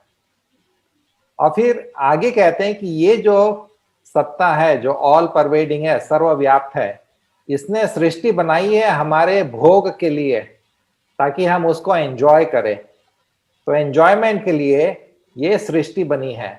अब इसमें ये बात आती है कि अगर ये सब भोग और आनंद के लिए बनी तो फिर हम लोग को दुख क्यों होता है? दुख तब होता है जब हम लोग अपने आप को नहीं समझते और सृष्टि के इस भोग से आसक्ति के साथ जुड़ते हैं। इसलिए जो भी है कि अगर लाइफ में आगे बढ़ना है, जीवन में आनंद का अनुभव करना है, तो उसके लिए अपने सभी डायमेंशंस को लेके चलना होगा। किसी एक से बहुत ज्यादा अटैच मत हो जाइए। हम लोग फिजिकल बॉडी और उसके भोग से ज्यादा अटैच्ड हैं, लेकिन बहुत सारे भोग ऐसे होते हैं मन के, और जो विज्ञानमय कोश है उसमें जो बहुत ही सटल होते हैं। प्राणमय कोश के अलग अलग एक्सपीरियंसेस होते हैं। तो भोग मतलब एक्सपीरियंसेस जो हमको आनंद का अनुभव दे। भोग में नेगेटिव सेंस में नहीं बोल रहा हूं, क्योंकि लोग समझते हैं भोग मतलब फंस जाना। नहीं, सृष्टि हमको नहीं फंसाती। हम लोग अपने मन को अगर अनुशासित नहीं करें, डिसिप्लिन नहीं करें, तब हम लोग फंस जाते हैं। कोई भी बिजनेस हमको नहीं फंसाता। अगर हम लोग पहले से क्लियर और फोकस नहीं तो हम लोग फंस जाते हैं। हमारा शरीर बीमार पड़ने के लिए नहीं बना है, लेकिन अगर हम लोग शरीर का केयर नहीं करें तो बीमार पड़ते हैं। तो ये सब चीज डायमेंशन को लेकर के हम लोग को आगे बढ़ना है। और योग में सबसे इंपॉर्टेंट बात जो हमारे ऋषि परंपरा से हम लोग को मिलती है कि जीवन के 2 पहलू है। उन्होंने कहा श्रेयस और प्रेयस, 2 मार्ग। श्रेयस का मतलब जो श्रेष्ठ अनुभव की ओर ले जाए, आध्यात्मिक अनुभव, मैं कौन हूं का अनुभव। और दूसरा है प्रेयस, कि प्रेयस का मतलब कि जो मुझे प्रिय है, शरीर और मेरी इच्छाओं की पूर्ति करता है, इसलिए मुझे प्रिय है। तो ये श्रेयस और प्रेयस, ये दोनों मार्ग को लेकर के चलना, इसका जो मेन विज्ञान है वो है योग। कि मैं अपने जीवन में मटेरियल और स्पिरिचुअल दोनों को बैलेंस कर करके अपने लाइफ में आगे बढ़ूं। तो ये अनिल जी का जो प्रयास है बहुत ही अच्छा प्रयास है कि हम लोग मटेरियल, हेल्थ और स्पिरिचुअल तीनों डायमेंशन को लेकर के आ रहे हैं। और साथ में क्योंकि हमको लाइफ में प्रोग्रेस करना है तो हमारे कुछ एक प्रोफेशन होना चाहिए, कुछ एक कहना चाहिए कि एंगेजमेंट होना चाहिए। तो उसमें वेल्थ की जरूरत पड़ती है। शरीर और मन जो है, इसको कहा गया कि ये मंदिर है जिसमें वो ईश्वरीय सत्ता का अनुभव होता है। तो अगर आप अपने मंदिर को साफ नहीं रखोगे, ठीक नहीं रखोगे, तो ईश्वरीय सत्ता भी वहां पे आती नहीं या अनुभव नहीं होती। तो इसलिए योग का पर्पस है कि शरीर मन के कचड़े को हटाना, ताकि आपके अंदर की आत्मा का जो प्रकाश है वो आपको आगे गाइड करे, दुनिया उस प्रकाश को देखे। तो उसके लिए ये जो बैलेंस है ये भी जरूरी है। जो जीवन का पर्पस है वो केवल आत्मविज्ञान, आत्म साक्षात्कार ही नहीं है। जीवन के सब अनुभव से हो करके गुजरते हुए, मन के अनुभव से गुजरते हुए फिर अपने आध्यात्म को अनुभव करना।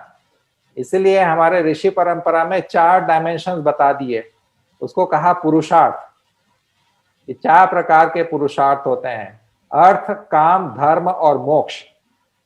और इसके लिए 4 अलग आश्रम व्यवस्था बना दी। आश्रम मतलब किस प्रकार का श्रम उसमें करना। तो ब्रह्मचर्य आश्रम, गृहस्थ आश्रम, फिर वानप्रस्थ और संन्यास आश्रम। तो जब आप उस एज में हो कि आपके पास पूरी शक्ति है, आपका शरीर मन सक्षम है, तब उस शरीर और मन को सक्षम बनाए रखने के लिए आपको योग हेल्प करेगा, और आपका आध्यात्मिक विज्ञान जो है आपको उसमें आगे बढ़ने के लिए हेल्प करेगा। तब आप अपने दोनों पैरों से सही बैलेंस रखते हुए लाइफ में आगे बढ़ पाएंगे। और ये दोनों पैर या दोनों पंख हैं, स्पिरिचुअल और मटेरियल। और योग हमको इसी विज्ञान के साथ आगे बढ़ने के लिए प्रेरित करता है। और यही उपदेश हम लोगों को मिला कृष्ण भगवान से, गीता में भी जी। उन्होंने डेफिनेशन ये नहीं दी कि योग मतलब आसन प्राणायाम करो, ध्यान करो, नहीं। गीता में योग का पहला डेफिनेशन है समत्वम योग उच्यते। जब तक आपके जीवन में समत्व का भाव, बैलेंस, इंटीग्रेशन, बैलेंस का भाव नहीं है, तब तक आप योग में अपने लाइफ में आगे नहीं बढ़ सकते। तो ये जो प्रयास है मेरे हिसाब से बहुत ही अच्छा प्रयास है। और इसमें health, physical dimension, mental dimension और साथ में वेल्थ और स्पिरिचुअल डायमेंशन सबको लेकर के जो हम लोग कर रहे हैं, ये बहुत अच्छा प्रयास रहेगा। और ये एक लेबोरेटरी भी रहेगी जहाँ पे हम लोग भी एक्सपेरिमेंट कर रहे हैं, लोग भी जुड़ेंगे और हम लोग को भी इससे काफी कुछ सीखने मिलेगा। मुझे भी काफी कुछ सीखने मिल रहा है। मैं अजय सर से पहली बार मिल रहा हूँ इस बार, तो मुझे भी ऑलरेडी काफी कुछ उनसे आइडियाज मिल रहे हैं। अनिल जी के साथ मेरा इतना इंटरेक्शन रहा, तो काफी मैं उसमें एक अंडरस्टैंडिंग डेवलप किया हूँ कि हाँ, कि योग को मॉडर्न कंटेक्स्ट में कैसे हम लोग प्रेजेंट कर सके। यस सर, बहुत ही अच्छा इंटीग्रेशन रहेगा। Thank you sir. यस, मेरा भी ऐसा ही मानना है। जैसे हम दोनों से सवाल पूछा गया था, तो मैं अपना जवाब भी दे दूं, और मैं जवाब एक सवाल के रूप में करूंगा। और ये सवाल सर्वेश में तुमसे ही पूछूंगा कि एक कार में कितने चक्के होते हैं? हाँ, 4 श्योर? Yes sir. 4 होते। कौन सा चक्का सबसे इंपॉर्टेंट होता है? सारे ही होते हैं सर। नहीं, कोई एक चक्का बोले चलो यार अगर छोड़ना है एक चक्का, ये मैं छोड़ देता हूँ। पॉसिबल नहीं है सर। पॉसिबल है? नहीं है। ओके, अगर एक चक्का पंचर हो गया तो क्या दिक्कत है? बाकी 3 है ना, सफर जारी रह सकता है ना, कि नहीं रह सकता? थोड़े दूर तक सर, लेकिन फिर खराब हो जाएगा। फिर क्या होगा? खराब होगा, राइट? यस अगेन सेम चीज है, सेम चीज है, राइट? तो यही पर मैं कहना चाहता हूं, तो एक डायमेंशन जो है लाइफ का, वो कार के चारों चक्कों के जैसा है। एक चक्का भी पंचर हो जाए तो पूरी कार रुक जाती है, ज्यादा लंबी नहीं जा सकती। और हम ये नहीं कह सकते कौन सा चक्का ज्यादा इंपॉर्टेंट है, चारों ही इक्वल इंपॉर्टेंट है, ठीक है? चारों ही जब साथ में चलते हैं, हम ये नहीं कह सकते साइकिल का अगला पहिया ज्यादा इंपॉर्टेंट है, पिछला पहिया ज्यादा इंपॉर्टेंट है। चारों का ही इंपॉर्टेंस है। चारों जब साथ में चलेंगे, तब मुझे एक बात बताओ, किसी कार का एक चक्का अगर घिसट रहा है तो क्या पूरी कार नहीं घिसटेगी? पूरी कार घिसटती, उसका असर बाकी चक्कों पे भी पड़ेगा, पूरी कार खराब हो जाएगी। That is the same way. इसी प्रकार से जब हम ये सभी डायमेंशंस एक साथ लेकर के आते हैं, तो हम उनका चक्कों, अभी क्या हो रहा है, अभी किसी को एक चक्के के लिए कहीं जाना पड़ रहा है, एक चक्के के लिए कहीं जाना पड़ रहा है, एक चक्के के लिए कहीं जाना पड़ रहा है, एक समग्र सॉल्यूशन नहीं है। और समग्रता की बात अगर मैं करूं, तो समग्रता जोड़ नहीं होता, समग्रता एक अलग चीज होती है। मुझे एक बात बताइए, एक साइकिल में कितने स्पेयर पार्ट्स होते होंगे? एक साइकिल में सर्वेश लगभग चेन है, चक्का है, ये है वो, लगभग कितने रहते होंगे? 15-20, चलो 20 मान लो। अब मैं नट बोल्ट खोल करके सब इधर चेन पड़ी है, इधर एक चक्का है, फिर घंटी है, करियर है, ये है, पूरा अलग अलग बिखरा पड़ा है। मैं बोलता हूं ये साइकिल है, तुम मानोगे? नहीं, साइकिल है ना, सब कुछ तो जो कुछ साइकिल में है वो सब कुछ वहां पर है। Yes sir. मैं बोलूंगा कि वो साइकिल है? No sir. नहीं, क्यों नहीं? क्यों नहीं है भाई? साइकिल पूरी है ना, साइकिल पूरी साइकिल है, क्यों नहीं बोलोगे कि साइकिल है? एक साथ नहीं है और उस स्ट्रक्चर नहीं है, एवरीथिंग इज समग्र नहीं, समग्र जोड़ अलग है, यस सर। समग्र अलग है। और यही फर्क जो जो मुझे समझ में आया है, जोड़ और योग में यही फर्क है। यस योग यानी जब एक साथ सब पार्ट्स काम करें। साइकिल का कोई मतलब नहीं अगर ब्रेक काम नहीं कर रहे तो। Yes sir. ठीक है, द होल इज नॉट, मतलब जो whole is greater than the sum of its parts, ऐसा जो कहा जाता है। Cycle is not equal to chain plus ये चक्का प्लस वो चक्का। नो, साइकिल अपने आप में एक जीव है। हम ये नहीं एक पैर प्लस एक हाथ, दो पैर प्लस दो हाथ प्लस दो आंखें प्लस ये is equal to human being. No, ठीक है, फिर तो डेड ह्यूमन और लाइव ह्यूमन में कोई फर्क ही नहीं अगर हम इसके। तो तुम समझ गए मैं क्या कहना चाहता हूं। तो ये जो समग्रता है, ये हमें लगा कि कहीं ना कहीं एक जगह पे नहीं मिल रही है। और हमें लगा कि अलग अलग पहलुओं से जो हम चीजों को सिखाते हैं और अपने अपने तरीके से समझते हैं, उसको अगर एक साथ लाया जाए तो एक समग्र विकास जो है वो हो सकेगा। और इसीलिए जो चार चीजें हैं ना, तुमने जो बात, बहुत अच्छी बात बोली थी शुरुआत में, तन मन और धन, यस उसमें मैं एक और चीज जोड़ता हूं जो आपको शायद सुन के अच्छा लगेगा। तन मन धन के साथ में फन भी होना चाहिए। फन यानी हमारा हुनर, उर्दू वर्ड है फन, यानी हमारा हुनर। इन चारों को साथ में लेने का हुनर और फन भी, ये फन होना चाहिए। तन मन धन के साथ में ये फन होना चाहिए सबको लेने का। और ये फन होना चाहिए कि जिंदगी एक फन रहे, इंग्लिश का फन। इफ इट इज, ये सब करके अगर आनंद नहीं है जिंदगी का, फन अगर नहीं, इंग्लिश का फन अगर नहीं है, तो उस उर्दू के फन का होने का क्या मतलब? तन और मन होने का क्या मतलब अगर फन नहीं है, मतलब इंग्लिश का फन नहीं है? तो अब से तन मन धन की जगह तन मन धन और फन, हिंदी वाला भी इंग्लिश वाला भी, ये सब साथ में आता है जब हम तीनों अब साथ में हैं। हम तीनों एक दूसरे को जानते थे, एक दूसरे को, पर अब योग होगा, अब समग्रता आएगी। Now A2A will be bigger than Anil plus Ajay plus Mahesh. Yes sir. Sir ये 7 डायमेंशनल वेलनेस में एंड सारी चीजों में जो एक मिसिंग, क्योंकि जिनके पास पैसा है वो खुश नहीं है, जो खुश है अगर उनके पास पैसा नहीं तो वो फिर से खुश नहीं है। और इन सारी चीजों के बीच में जो मिसिंग लिंक था सर, अगर ये ब्रिज है तो इसके बीच में मिसिंग लिंक था सर, वो है आनंद, जो अभी आपने वर्ड बोला सर। एंड वो आनंद की प्राप्ति के लिए लोग पता नहीं कौन कौन से विधि करते हैं। मैं जितना समझ पा रहा हूँ कि विधि तो एक ही दिख रही है मुझे, वो है 7 डायमेंशनल वेलनेस। एंड हमारे ये 3 master health wealth and happiness पे जो बातें कर रहे हैं, it's very important to know. Technical training भी है यहाँ पे जो आपसे मिल रही है सर, हमें स्पिरिचुअल गाइडेंस मिल रहा है एंड हेल्थ कोफिशिएंट पे बहुत अच्छी बातें हो रही हैं, इवन पूरे होलिस्टिक हेल्थ पे, mind brain and body soul पे। इसके साथ साथ सर ये जो मिसिंग लिंक आज बन रहा है यहाँ पे, जो आज तक I am 27 years now and 27 years में ये जो पहली बार मुझे फील हो रहा है कि एक खाली जगह है सर जो भरी जा रही है। बहुत सारे ट्रेनर्स हुए पूरे वर्ल्ड में, बहुत सारे लोगों को मैंने अलग अलग डिपार्टमेंट के ट्रेनर से मैंने खुद ट्रेनिंग लिया, देखा उन लोगों को, बट एक जो रिक्त स्थान की पूर्ति है वो आज मुझे होती दिख रही है। And thank you to all of you, all the 3 people, 3 master. So इसके साथ साथ जो 7 डायमेंशनल वेलनेस में हमारा एनवायरमेंटल पार्ट था सर, एनवायरमेंटल थोड़ा सा इसके बारे में पढ़ा सर, जितना पढ़ सकता था। तो पंच महाभूत जो है सर, जो इंसान भी उन्हीं से मिलके बना है और हमारे हर जगह वही सारी चीजें हैं, इसी का हम कंजप्शन करते हैं, यही हमारे एनवायरमेंट में होता है। एंड पंच महाभूत से फिर वास्तु से भी रिलेटेड चीजें मैंने पढ़ी, तो बहुत सारी चीजें निकल के सर सामने I and I was very excited कि इंसान इन सारे चीजों से, इन साइंसेस से दूर कैसे है, क्यों नहीं जानता इंसान इसके बारे में। सो मैं चाहूंगा कि स्वामी जी आप एक बार हाईलाइट करिए पंच महाभूत का जो कॉन्सेप्ट है एंड इसका जो कनेक्शन है एक ह्यूमन बीइंग से। सो आई वांट कि आप एक बार हमारे दर्शकों को ये जरूर बताएं और उसका क्या इम्पैक्ट है हमारे लाइफ में। जरूर। देखो हमारे ग्रंथों में भी कहा गया है, यथा ब्रह्मांडे तथा पिंडे, कि जो ब्रह्मांड में वही इस पिंड में है। हम लोग का शरीर जो है इस ब्रह्मांड के ही जो एलिमेंट्स है उससे बना है। कोई ब्रह्मांड से बाहर का कोई ऐसा चीज नहीं है जो हमारे पास ना हो। तो टोटल जो एक्सपीरियंस हम लोगों का वो एक कॉस्मिक लेवल का है।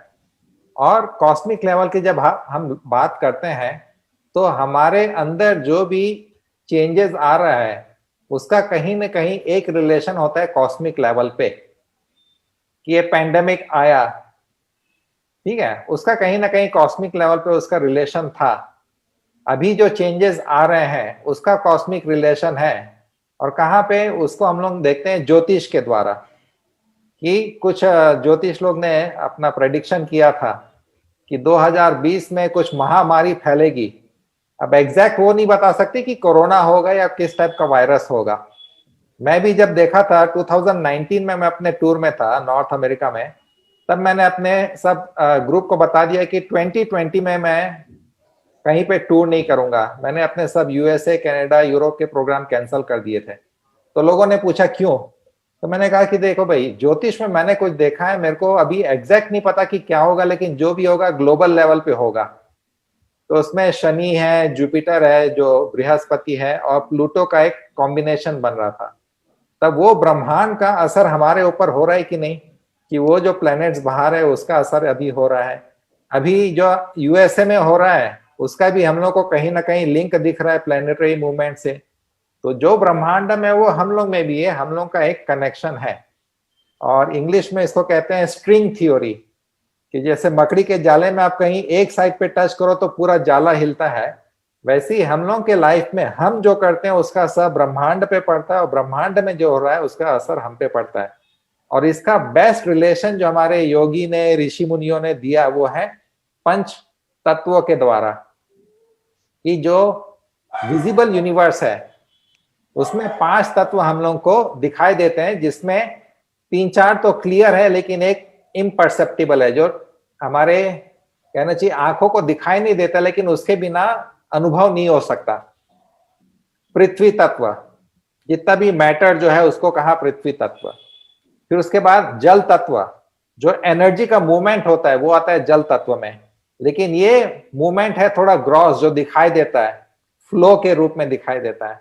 उसके बाद आता है अग्नि तत्व। हमारे शरीर के अंदर बिना अग्नि के कुछ भी संभव नहीं है, लेकिन ये अग्नि उस रूप की अग्नि नहीं है जैसे हम लोग देखते हैं कि आपने लकड़ी जलाई तो लकड़ी जल रही है। हमारे शरीर के अंदर जो है वो मेटाबॉलिक फायर है। उसके बाद आता है वायु तत्व। बिना प्राण के, बिना श्वास के हम लोग जिंदा नहीं रह सकते, तो ग्रॉस लेवल पे प्राण सबसे इंपॉर्टेंट है।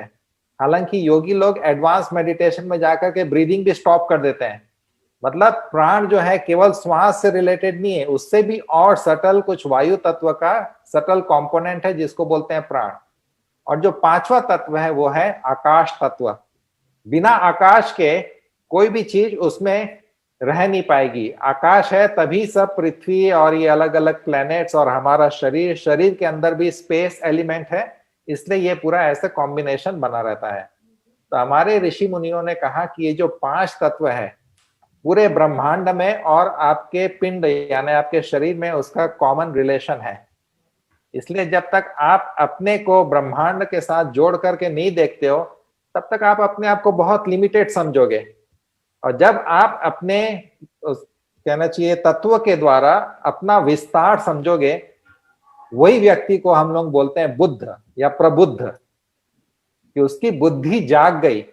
इंफॉर्मेशन तो हम लोग बहुत ले लेते हैं, लेकिन बुद्धि का जागरण होना भी बहुत आवश्यक है। वही फर्क है, बुद्धू, हम लोग बुद्धू रह जाते हैं, और जागृति हो गई तो हम लोग बुद्ध बन जाते हैं। तो ये समझना भी आवश्यक है कि हमारा कनेक्शन क्या है। आप अपना छोटा सा भी बिजनेस शुरू करें, लेकिन उसका असर आपके एनवायरनमेंट में, उसका असर आपके नेशन पे, आपके राष्ट्र पे होता है। तो कैसे आप उसको एक कहना चाहिए फिर वो समग्र इंटीग्रेटेड वे में समझ करके देखें तो आपको एक कंप्लीट पिक्चर दिखाई देगा। वो आपका प्रॉपर ग्रोथ एंड डेवलपमेंट है। नहीं तो इंडिया में तो हम लोग बहुत क्विक बेनिफिट के चक्कर में बिजनेस करते हैं ना, शॉर्ट टर्म बेनिफिट, इसलिए इंडिया में उतने बड़े बिजनेस नहीं हो पा रहे हैं। अमेरिका में जो करते हैं वो लॉन्ग टर्म बेनिफिट। चाइना जो इतना आगे मैन्युफैक्चरिंग में क्यों आगे बढ़ रहा है, क्योंकि वो अपने लॉन्ग टर्म बेनिफिट को देख रहा है, वो लॉन्ग टर्म प्लानिंग को देख रहा है। हम लोग को लगता है कि चलो आज वो 50 रुपए की चीज 100 रुपए में बिक गई, मेरे को फायदा हो गया, कल का चिंता नहीं है या कल का प्लानिंग नहीं है। तो वैसे ही हम लोग के केवल आध्यात्मिक नहीं, अपना मटेरियल डायमेंशन जो शरीर है, मन है, उसका कनेक्शन पूरे सृष्टि के साथ है। तो आसन प्राणायाम के अलावा जब ध्यान में हम लोग आते हैं, धारणा ध्यान, तब हम लोग उस विस्तार को देखते हैं। तब हमारा जो इवोल्यूशन होता है वो प्रॉपर इवोल्यूशन होता है। केवल मेंटल थिंकिंग से इवोल्यूशन नहीं होता है, एक्सपीरियंस से होता है, विजडम से होता है। Yes sir, thank you sir. And same Anil sir, आप पॉजिटिव हेल्थ जोन आपने स्टार्ट किया था 2017 में, वहां पे इंटीग्रेटेड होलिस्टिक हेल्थ केयर आपका जो एक कॉन्सेप्ट है, उसके अंदर आयुर्वेदा, नेचुरोपैथी, ये सारी चीजें हैं। और उसके अंदर इंटरव्यूज लेते लेते मैं थोड़ा सा ट्रेन हो गया उस इन सब चीजों में, और उसके बारे में थोड़ा सा पढ़ के, वात पित्त कफ, and vata pitta kapha is a combination of this pancha mahabhuta, akasha, वायु, जल, अग्नि, सो पृथ्वी। सो इसका डिसबैलेंस हो जाएगा और आप फिर आपकी जो हेल्थ है, वो स्वास्थ्य है जो खराब हो जाएगा। तो there is a strong connection of our health with प्रकृति। I want to know, as a health consultant, holistic health consultant, sir, पंच महाभूत का हमें स्पिरिचुअल कनेक्शन दिखा, ब्रह्मांड के संग कनेक्शन दिखा, हेल्थ के संग क्या कनेक्शन है सर? राइट, जैसे स्वामी जी ने कहा कि पंच महाभूत। जी सर। तो मेरा इन साइंसेस पे बहुत ज्यादा इंटरेस्ट है कि वैदिक साइंसेस का क्या आज 21st सेंचुरी में मॉडर्न सिस्टम के समय में भी प्रैक्टिकलिटी यूज है और क्या इन्हें साइंटिफिक वे में लाया जा सकता है। तो ये जो 5 एलिमेंट्स हैं, ये हमारी बॉडी को बनाते हैं। और आयुर्वेद कहता है माइक्रोकोसोम मैक्रोकोसोम, एज इनसाइड एज आउटसाइड, यानी जिन चीजों से हम बने हैं उन्हीं चीजों से नेचर बनी है, और हम एक नेचर का छोटा सा एक कण है, और हमारी रिस्पॉन्सिबिलिटी है उनके साथ बैलेंस बनाना, हार्मनी बनाना, क्योंकि वो मैक्रोकोसोम है। और हमारी खुद की नेचर क्या होती है, प्रकृति। आयुर्वेद में कहा गया है कि जब आप पैदा होते हैं तो आपका एक यूनिक साइकोसोमैटिक कॉन्स्टिट्यूशन डिटरमाइन हो जाता है, दैट इज कॉल्ड प्रकृति, नॉट प्रकृति, प्रकृति। प्रकृति is the unique psychosomatic constitution of a person determined at the time of birth. और अगर आप अपनी प्रकृति के अकॉर्डिंगली लाइफस्टाइल रखते हैं, थॉट पैटर्न रखते हैं और अपने आप से जुड़े रहते हैं, तो आप लाइफ लॉन्ग हेल्दी रहेंगे। लेकिन जब जब आप अपनी प्रकृति से हट जाते हैं, आपका लाइफस्टाइल डिस्टर्ब कर लेते हैं, तब आप विकृति पैदा कर लेते हैं, विकृति पैदा कर लेते हैं, कॉल्ड डिजीज। लेकिन ये बातें फिलोसॉफिकल नहीं, हमारे पास क्वांटम बायो लैब है जहां पर पॉजिटिव हेल्थ जोन में हम लोगों की प्रकृति एनालिसिस कर रहे हैं, personality analysis according to Ayurveda, वो भी heart rate variability HRV technology के द्वारा, मॉडर्न नाड़ी वैद वेदा पल्स के द्वारा। यानी वो 5 मिनट तक आपके हार्ट रेट वेरिएबिलिटी को स्टडी करता है, नाड़ी को स्टडी करता है, और फिर आपके एक ओरिजिनल नेचर निकाल के बताता है कि आप वात के हैं, पित्त के हैं या कफ के हैं। और जैसे उसमें नेचर निकल कर आती है, फिर मैं लोगों से क्वेश्चंस पूछता हूं कि क्या आपका बिहेवियर ऐसा है, क्या आपकी आदतें ऐसी हैं, क्या आपको ये चीज डाइजेस्ट नहीं होती, और अमेजिंग लोगों को वैसा ही मिलता है। और फिर लोग बताते हैं सर मैं बचपन में ऐसा था, मेरी नेचर ये थी, लेकिन अभी मैंने अपनी जब से लाइफस्टाइल बिजनेस की वजह से या मेरे टूरिंग की वजह से डिस्टर्ब हुआ, तब से मुझे डिजीज आ रही हैं। फिर हम उन्हें वापस रिस्टोर करते हैं। जैसे कहा भी जाता है, स्वामी जी और अजय शेष सर भी इस बात से एग्री करेंगे कि अगर जब हम अपनी नेचर के साथ जुड़े रहते हैं, जैसे हम ओरिजिनल हैं, ओरिजिनलिटी में जुड़े रहते हैं, तब तक हम खुश रहते हैं। लेकिन दुनिया हमें अपनी ओरिजिनल नेचर में रहने नहीं देती, कहीं ना कहीं हम दूसरों के जैसा बनना चाहते हैं। नो, जैसे हम हैं सेम टू सेम। ये बायोफील्ड जो बातें की गई, ऑरा की, तेजस की, ओजस की, क्या ये बातें ओजस्वी तेजस्वी बोलना केवल ये वर्ड्स हैं या ये साइंस है? तो बायोफील्ड के द्वारा हम आपके ऑरा को मेजर कर सकते हैं। दूसरी machine GDV biofield viewer and GDV बायोवेल, जिसके द्वारा आप अपने ऑरा को देख सकते हैं और देखकर उसमें से इंफॉर्मेशन निकाल सकते हैं। आपके अंदर में 72,000 नाड़ीज जो हैं उनको देख सकते हैं, उनकी एनर्जी वोल्टेज कैलकुलेट कर सकते हैं, कहां कहां पर गड़बड़ है। यानी जो बातें योग में कही गई हैं वो आज के समय में टेक्नोलॉजी, क्वांटम फिजिक्स उसे साइंटिफिक वे में बता रहा है। दूसरा मेरा पॉइंट यह है कि आज हम जो 21st century stress, anxiety, depression और डिजीज की सेंचुरी है, मॉडर्न टेक्नोलॉजी के साथ साथ हमें पुरानी साइंसेस को इंटीग्रेट करना होगा, लेकिन पुराने तरीके से नहीं, मॉडर्न वे में, ताकि हम आज की लाइफ को healthy, happy, fulfilled life wealthy life बना सकें, खुशी भी मिले। जैसे अजय शेष सर ने कहा, फन भी रहना चाहिए, यानी आपका पैशन भी होना चाहिए, पैशन के साथ साथ पर्पस भी होना चाहिए, पर्पस के साथ साथ प्रोफेशन भी होना चाहिए, और इतनी जल्दी नहीं मिलती सक्सेस, परसिस्टेंस भी होनी चाहिए। ये चारों पी जब आप लेके चलेंगे एक साथ, तो लाइफ में सारी चीजें मिलेंगी। यानी कहने का मतलब, मैं इन चीजों को साइंटिफिक वे में इंटीग्रेट कर रहा हूं। हेल्दी लाइफ कैसे जी जाए, माइंड को भी साइंटिफिक वे में समझना पड़ेगा। कॉन्शियस माइंड होता क्या है, सब कॉन्शियस माइंड होता क्या है, अनकॉन्शियस माइंड होता क्या है, इंटेलेक्ट जिसे हम बुद्धि कहते हैं, विवेक कहते हैं, क्या वो मेटाफिजिकल एंटिटी है और उसे देखा जा सकता है बायोफील्ड के द्वारा? यस, देखा जा सकता है। ओजस, तेजस और प्राणा, जिसको हम बोलते हैं ओजस्वी बालक, तेजस्वी बालक, आयुर्वेद में वेदा पल्स के द्वारा आप अपना ओजस कैलकुलेट कर सकते हैं, तेजस कैलकुलेट कर सकते हैं। ये वर्ड्स नहीं है, ये साइंस है, और हमारे ऋषि मुनि बहुत बड़े साइंटिस्ट थे। और इसीलिए मुझे लगता है ये सारी साइंसेस को अंडर वन रूफ लाना बहुत इंपॉर्टेंट है।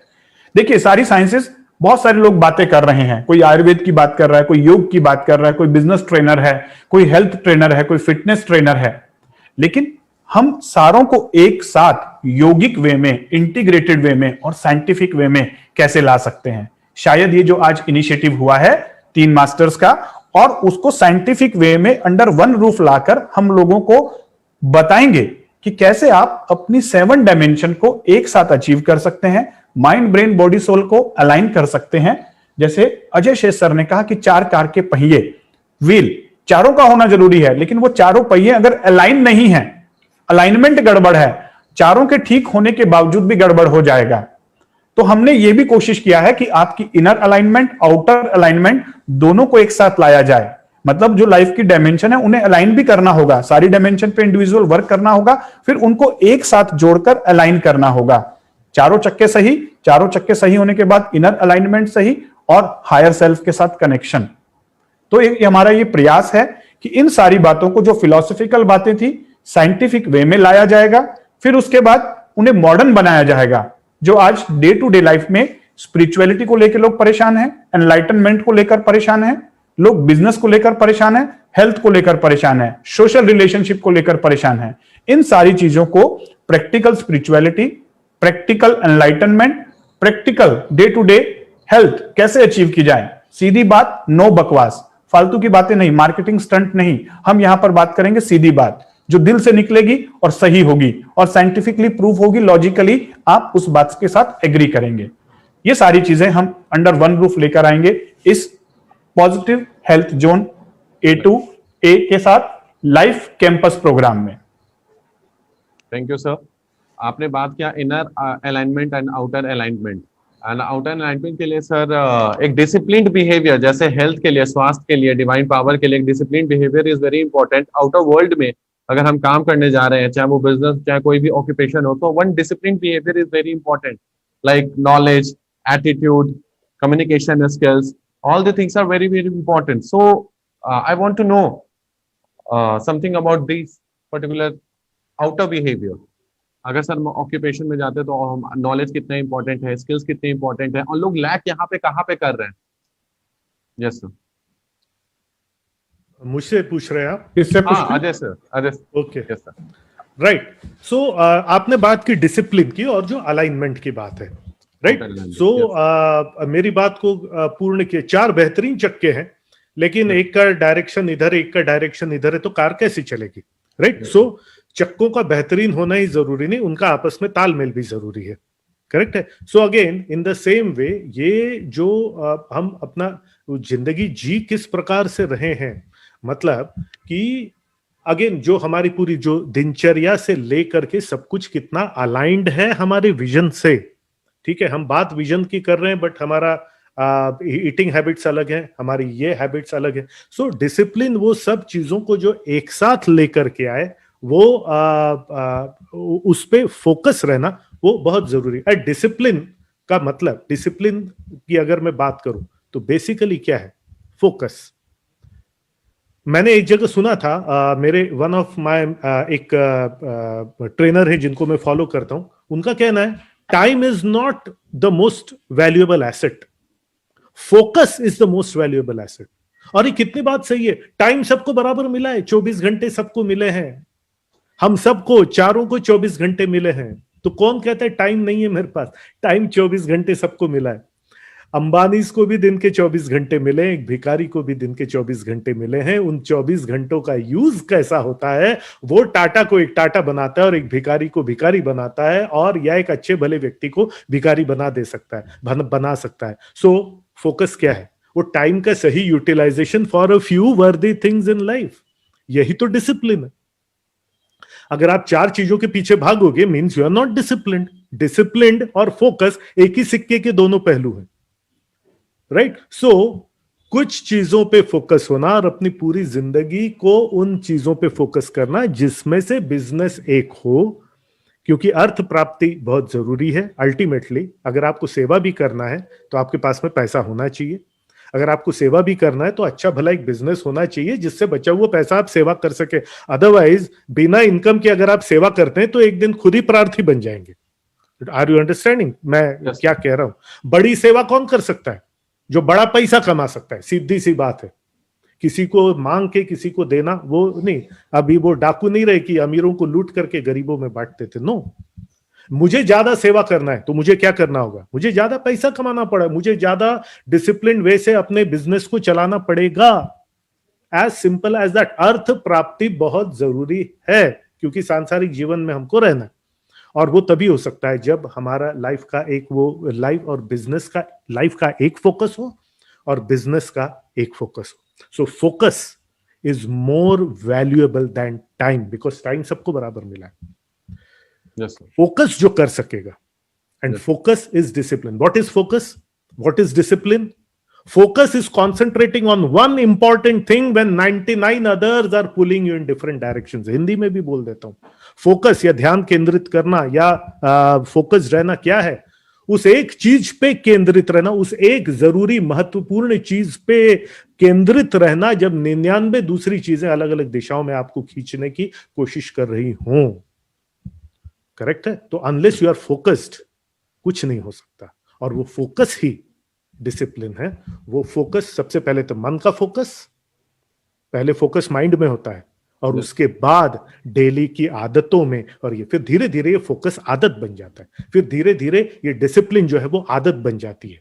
और मैंने संतोष नायर सर से सीखा है, आज हम जो भी हैं अपनी आदतों की वजह से है, और कल हम जो भी बनेंगे अपनी आदतों की वजह से बनेंगे। यही डिसिप्लिन है और यही फोकस का दूसरा नाम है, ऐसा मैं मानता हूं। Yes sir.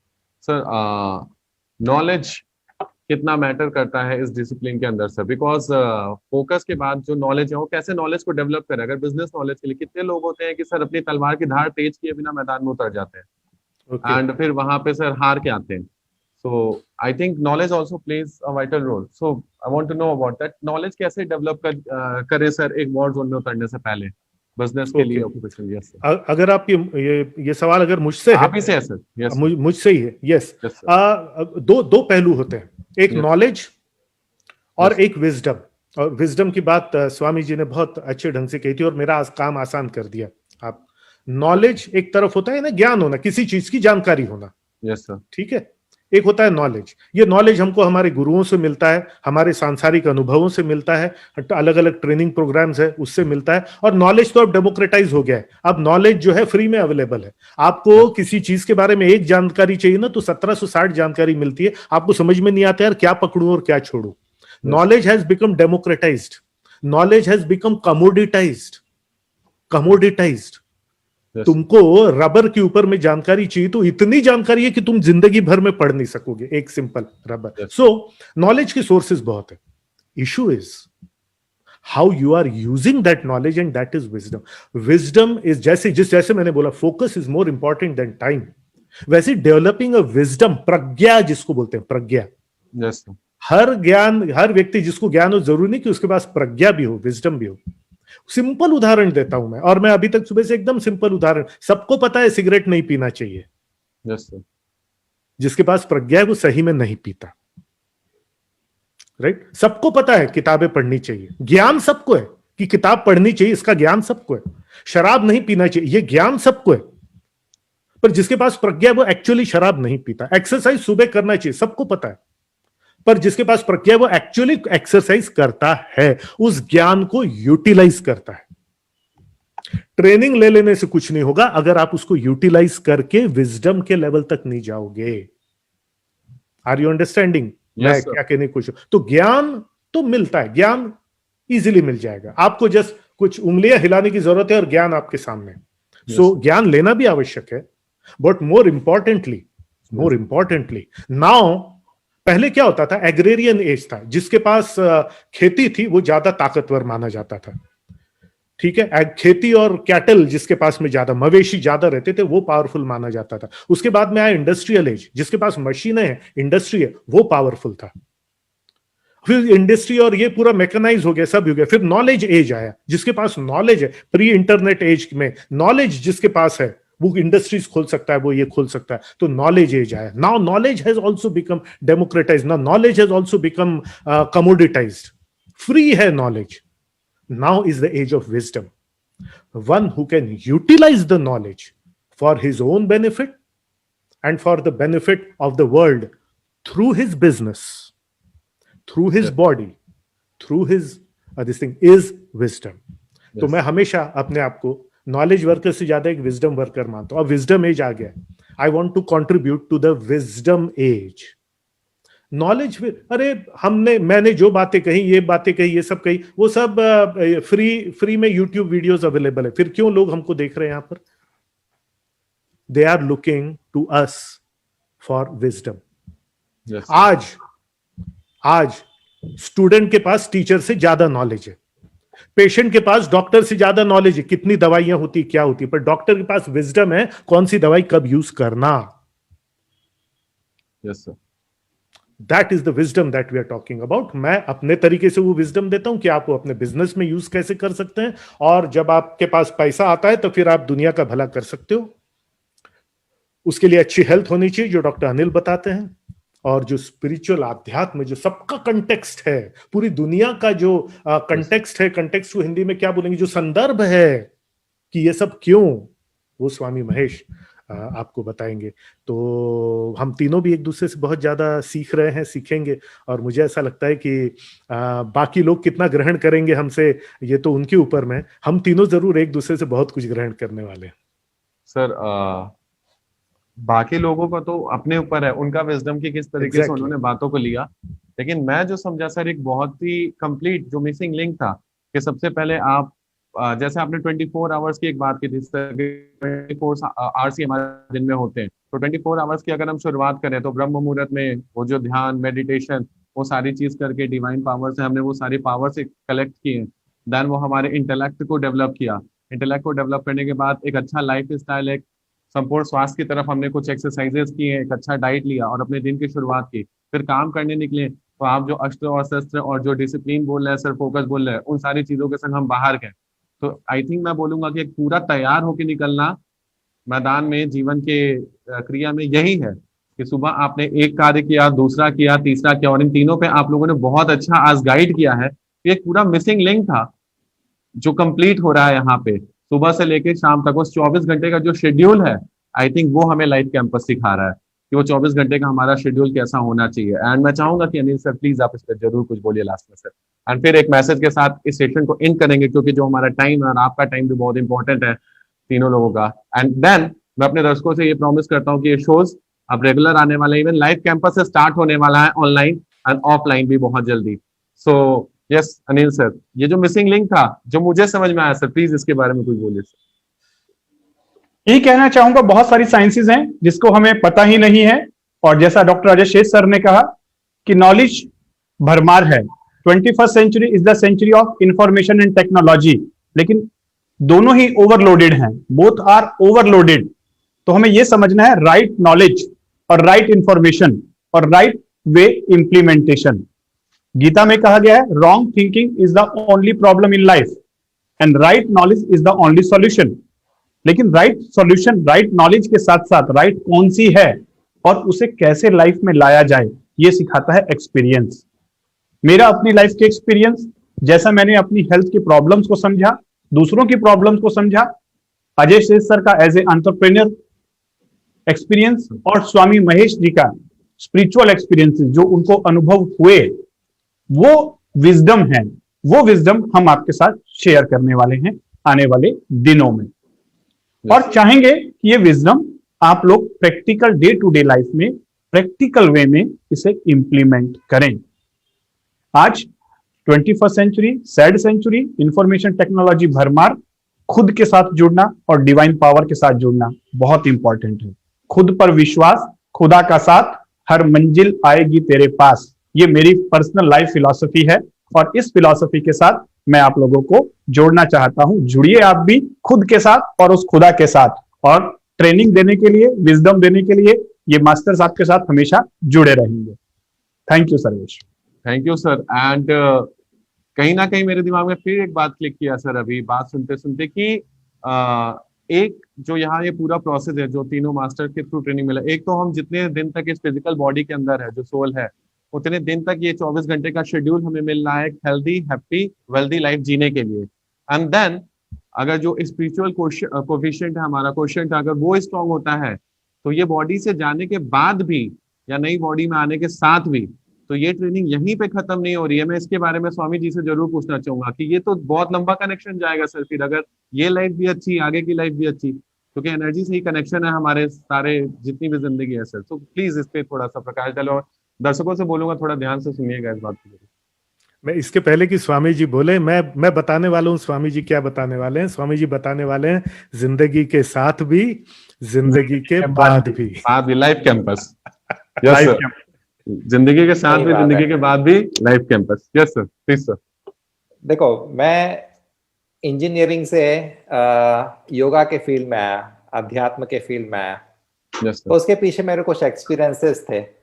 वो एक्सपीरियंसेस मुझे अपने पास्ट लाइफ के एक्सपीरियंस में भी ले गए। जब ध्यान में मेरे को कुछ कुछ अनुभव हुआ पास्ट लाइफ का, तो मुझे समझ में आया कि मैं अपने इस लाइफ में इस लेवल पे इसलिए हूँ क्योंकि पास्ट में कुछ मेरे अभ्यास, कुछ एक्सरसाइज या योग का अभ्यास रहा, तो इस लाइफ में मैं इस लेवल के अंडरस्टैंडिंग पे हूँ। और अगर इस लाइफ में मेरे को और जो मेरे पास समय है, और सबसे इम्पोर्टेंट जो मेरा फोकस है कि मैं अपने योग के लाइफ में फोकस्ड रहूंगा, क्योंकि डिस्ट्रैक्शंस तो हमको भी बहुत आते हैं और मैं तो पूरी दुनिया घूम करके योग सिखाया, तो आप इमेजिन कर सकते हैं कितने डिस्ट्रैक्शंस हो सकते हैं। लेकिन मैं फोकस रहा, तो टाइम से ज्यादा इंपॉर्टेंट फोकस है, जो अजय जी ने बहुत इंपॉर्टेंट पॉइंट कहा। अब इस लाइफ में जितना मैं अपना एडवांसमेंट करूंगा, वो मुझे डेफिनेटली नेक्स्ट लाइफ में वो पूरा कैरी फॉरवर्ड होने वाला है, क्योंकि मैं उसमें विश्वास करता हूं और साइंटिफिकली भी वो प्रूव होता है।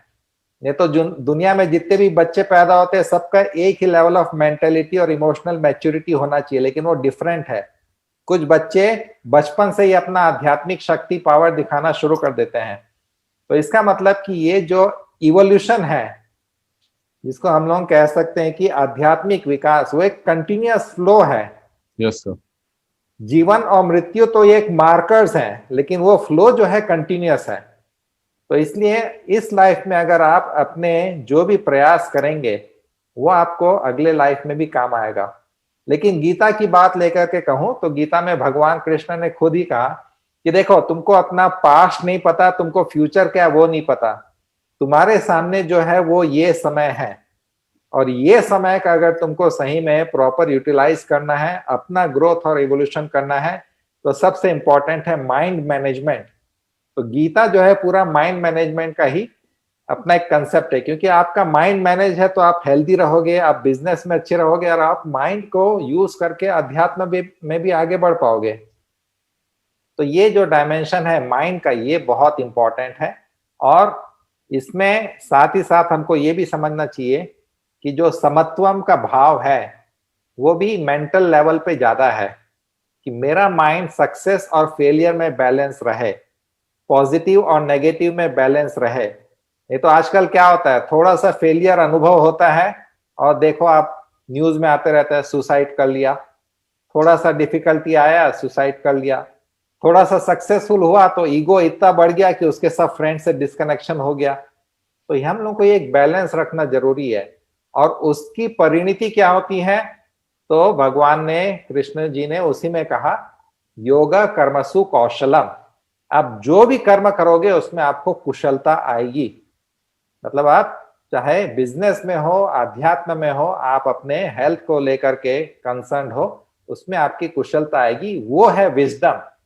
Knowledge applied for creative evolutionary force is wisdom. ये तो अगर उसका गलत उपयोग हो तो वो टेररिस्ट बन जाते हैं। उनके पास भी नॉलेज बहुत होती है, यस सर।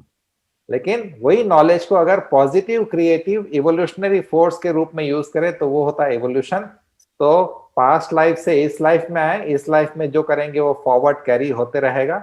इसलिए जो आपके पास अवेलेबल है उसको अच्छा कीजिए, और समय सबके पास उतना ही है।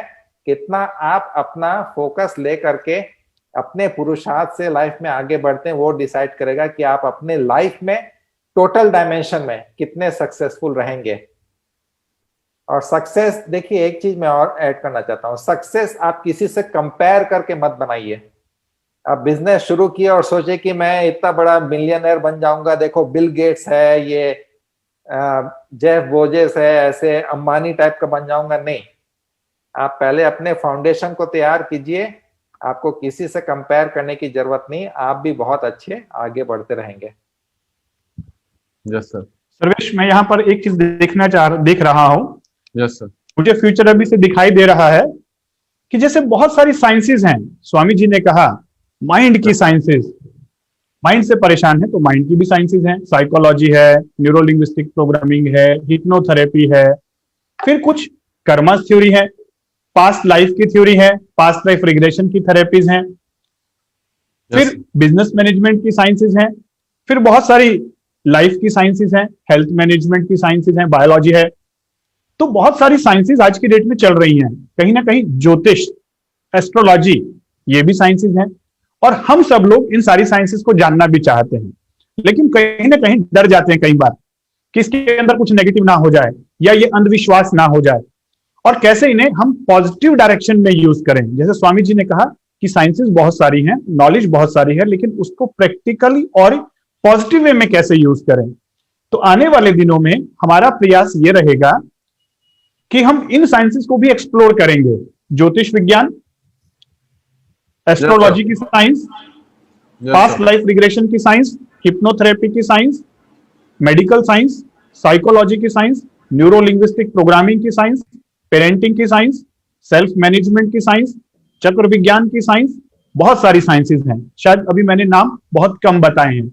और इन सारी साइंसेज को हम मिलकर एक इस प्लेटफॉर्म पर एक्सप्लोर करेंगे, रिसर्च करेंगे कि इन साइंसेस को कितना जरूरी है समझना, कितना जरूरी है और कितना समझना चाहिए, और इनको समझकर प्रैक्टिकल वे में, पॉजिटिव वे में लाइफ में कैसे यूज करें। इनसे डरने की जरूरत नहीं है, इन्हें मॉडर्न वे में, modern day to day time में इंप्लीमेंट करने की जरूरत है। मैं यहां पर मदद करूंगा उन्हें कुछ साइंटिफिक वे में, इक्विपमेंट्स के साथ, लैब के साथ जोड़कर फाइंड आउट करने में। स्वामी महेश के साथ साथ योग की जो साइंस है, जिसे मैं साइंस कहता हूं, उसे एक्सप्लोर करने में मदद करेंगे। और अजय शेष सर जो डॉक्टर भी हैं साथ में और एक एंटरप्रेन्योर भी हैं, बिजनेस कोच भी हैं, वो हमें एक्सप्लोर करने में मदद करेंगे उनकी प्रैक्टिकलिटी में, कि डे टू डे लाइफ में प्रैक्टिकल कैसे उसे यूज किया जाए, और बिजनेस में भी। तो ये सारी चीजें मुझे ऐसा लग रहा है आने वाले समय में बहुत ही यूजफुल, प्रैक्टिकल होने वाली है। Yes sir, definitely sir. And जैसे सेशन अब अपने लास्ट की तरफ है, तो मैं स्टार्ट करूंगा कि एक ब्यूटीफुल मैसेज के साथ इस पूरे सेशन को इन करें। जो हमारा लाइव कैंपस है, ये हमारा पहला एपिसोड था उसका, एंड इसके आगे ऑनलाइन और ऑफलाइन बहुत सारे प्रोग्राम्स आने वाले हैं। तो मैं दर्शकों को बोलूंगा कि A2A को आप अभी से लाइक करके सब्सक्राइब कर लें, एंड उसके बाद जो हम उस पर लिंक्स डालेंगे, आप उस जगह भी जुड़ सकते हैं, चाहे वो अजय शेष सर का हो लिंक, या अनिल सर का लिंक हो, या स्वामी जी का लिंक हो। तो आपको वो सारे इन्फॉर्मेशन, क्योंकि हम चाहते हैं आपके लाइफ में जो A2A का काम है आगाज से अंजाम तक ले जाना, तो आप 7 डायमेंशनल वेलनेस की तरफ जाने, अप्लाई करें और एक समृद्ध सफल जीवन व्यतीत करें। So I will start from you Ajay Shaikh sir, एक लास्ट मैसेज हमारे दर्शकों के लिए। लास्ट मैसेज यही दूंगा कि जीवन अनमोल है। आपको ये जो मानव जन्म मिला है, मानव जन्म को सर्वश्रेष्ठ जन्म माना गया है। मानव जन्म अगर आपको मिला है, उसके पीछे के उद्देश्य को समझिए। 84 लाख योनियों में से आपको मानव योनि मिली है। बड़ी से बड़ी लॉटरी से ज्यादा स्ट्रांग ये ऑड्स हैं कि 84 लाख योनियों में से एक मानव योनि आपको मिली है, मानव जीवन आपको मिला है, इसको जाया मत होने दीजिए। आपको मानव जन्म दिया गया, इसके पीछे बहुत बड़ा एक उद्देश्य था।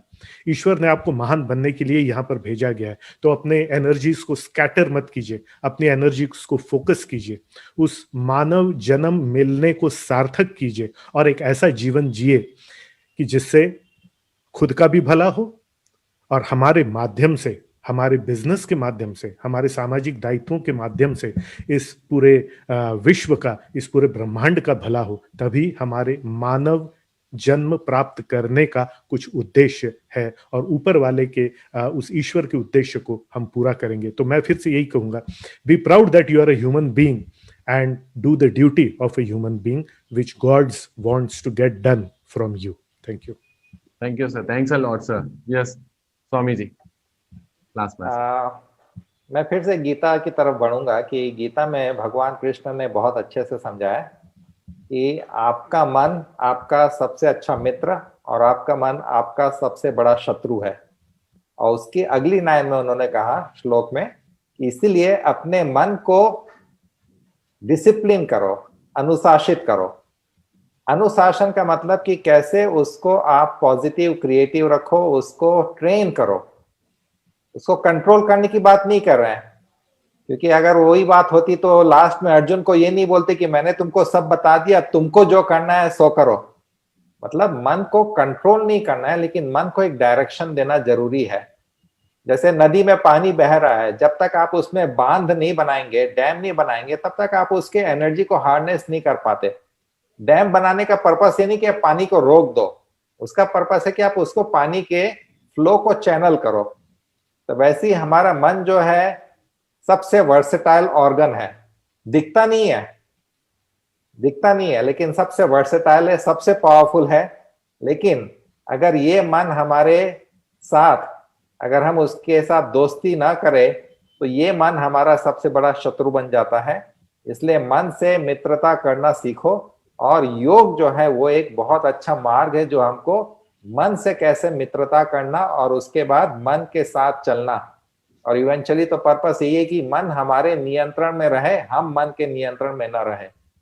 तो ये जो हम लोग का लाइफ कैंपस में प्रोग्राम रहेगा उसमें आपको काफी कुछ सीखने मिलेगा। लेकिन अगर सेंट्रल थीम में कहूं तो वो रहेगा कि मन को कैसे मैनेज करना। माइंड आपका मैनेज है तो आपकी हेल्थ मैनेज रहेगी, आपका बिजनेस भी मैनेज रहेगा।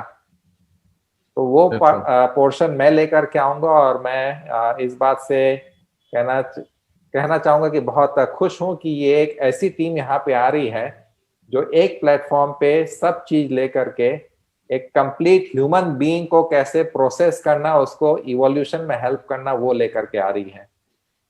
Thank you sir, thanks a lot sir. And yes Anil sir, your message.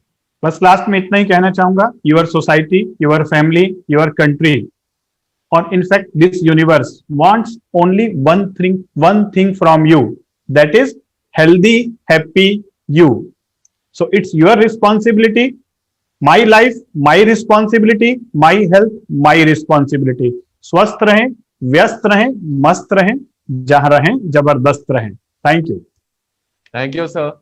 And मैं सारे पैनलिस्ट को बहुत बहुत धन्यवाद देना चाहूंगा कि आप लाइव कैंपस में हमारे साथ जुड़े हैं। एंड बहुत ही जल्द नेक्स्ट मैं आप लोग को इनवाइट करने वाला हूँ, क्योंकि आज जो जानकारी थी मुझे लग रहा है कि बहुत बहुत बड़े लेवल का टॉपिक है और जो लोगों तक पहुंचना चाहिए। तो जब भी आप लोग को टाइम मिलेगा सर, हम फिर से जुड़ेंगे A2A पे एंड अपने दर्शकों तक सारे इन्फॉर्मेशन पहुंचाएंगे। मैं दर्शकों से बोलना चाहूंगा कि हम आपके लिए ऐसे शोज लेके आते हैं, आप भी शेयर करना ना भूलें, आपको भी शेयर करना अपने तक। अभी अगर हमें सोसाइटी की जिम्मेदारी निभानी है, like my health my responsibility, my life my responsibility and my society my responsibility, तो सोसाइटी तक आप शेयर करिए इस वीडियो को कि ऐसे और इन्फॉर्मेशन हम आप तक पहुंचाते रहे। So thank you all, thanks a lot, and मिलते हैं फिर से बहुत जल्दी A2A पे एक नए प्रोग्राम के संग आगाज से अंजाम तक ले जाने। Thank you all. Thank you sir, thank you everyone, thank you दर्शक।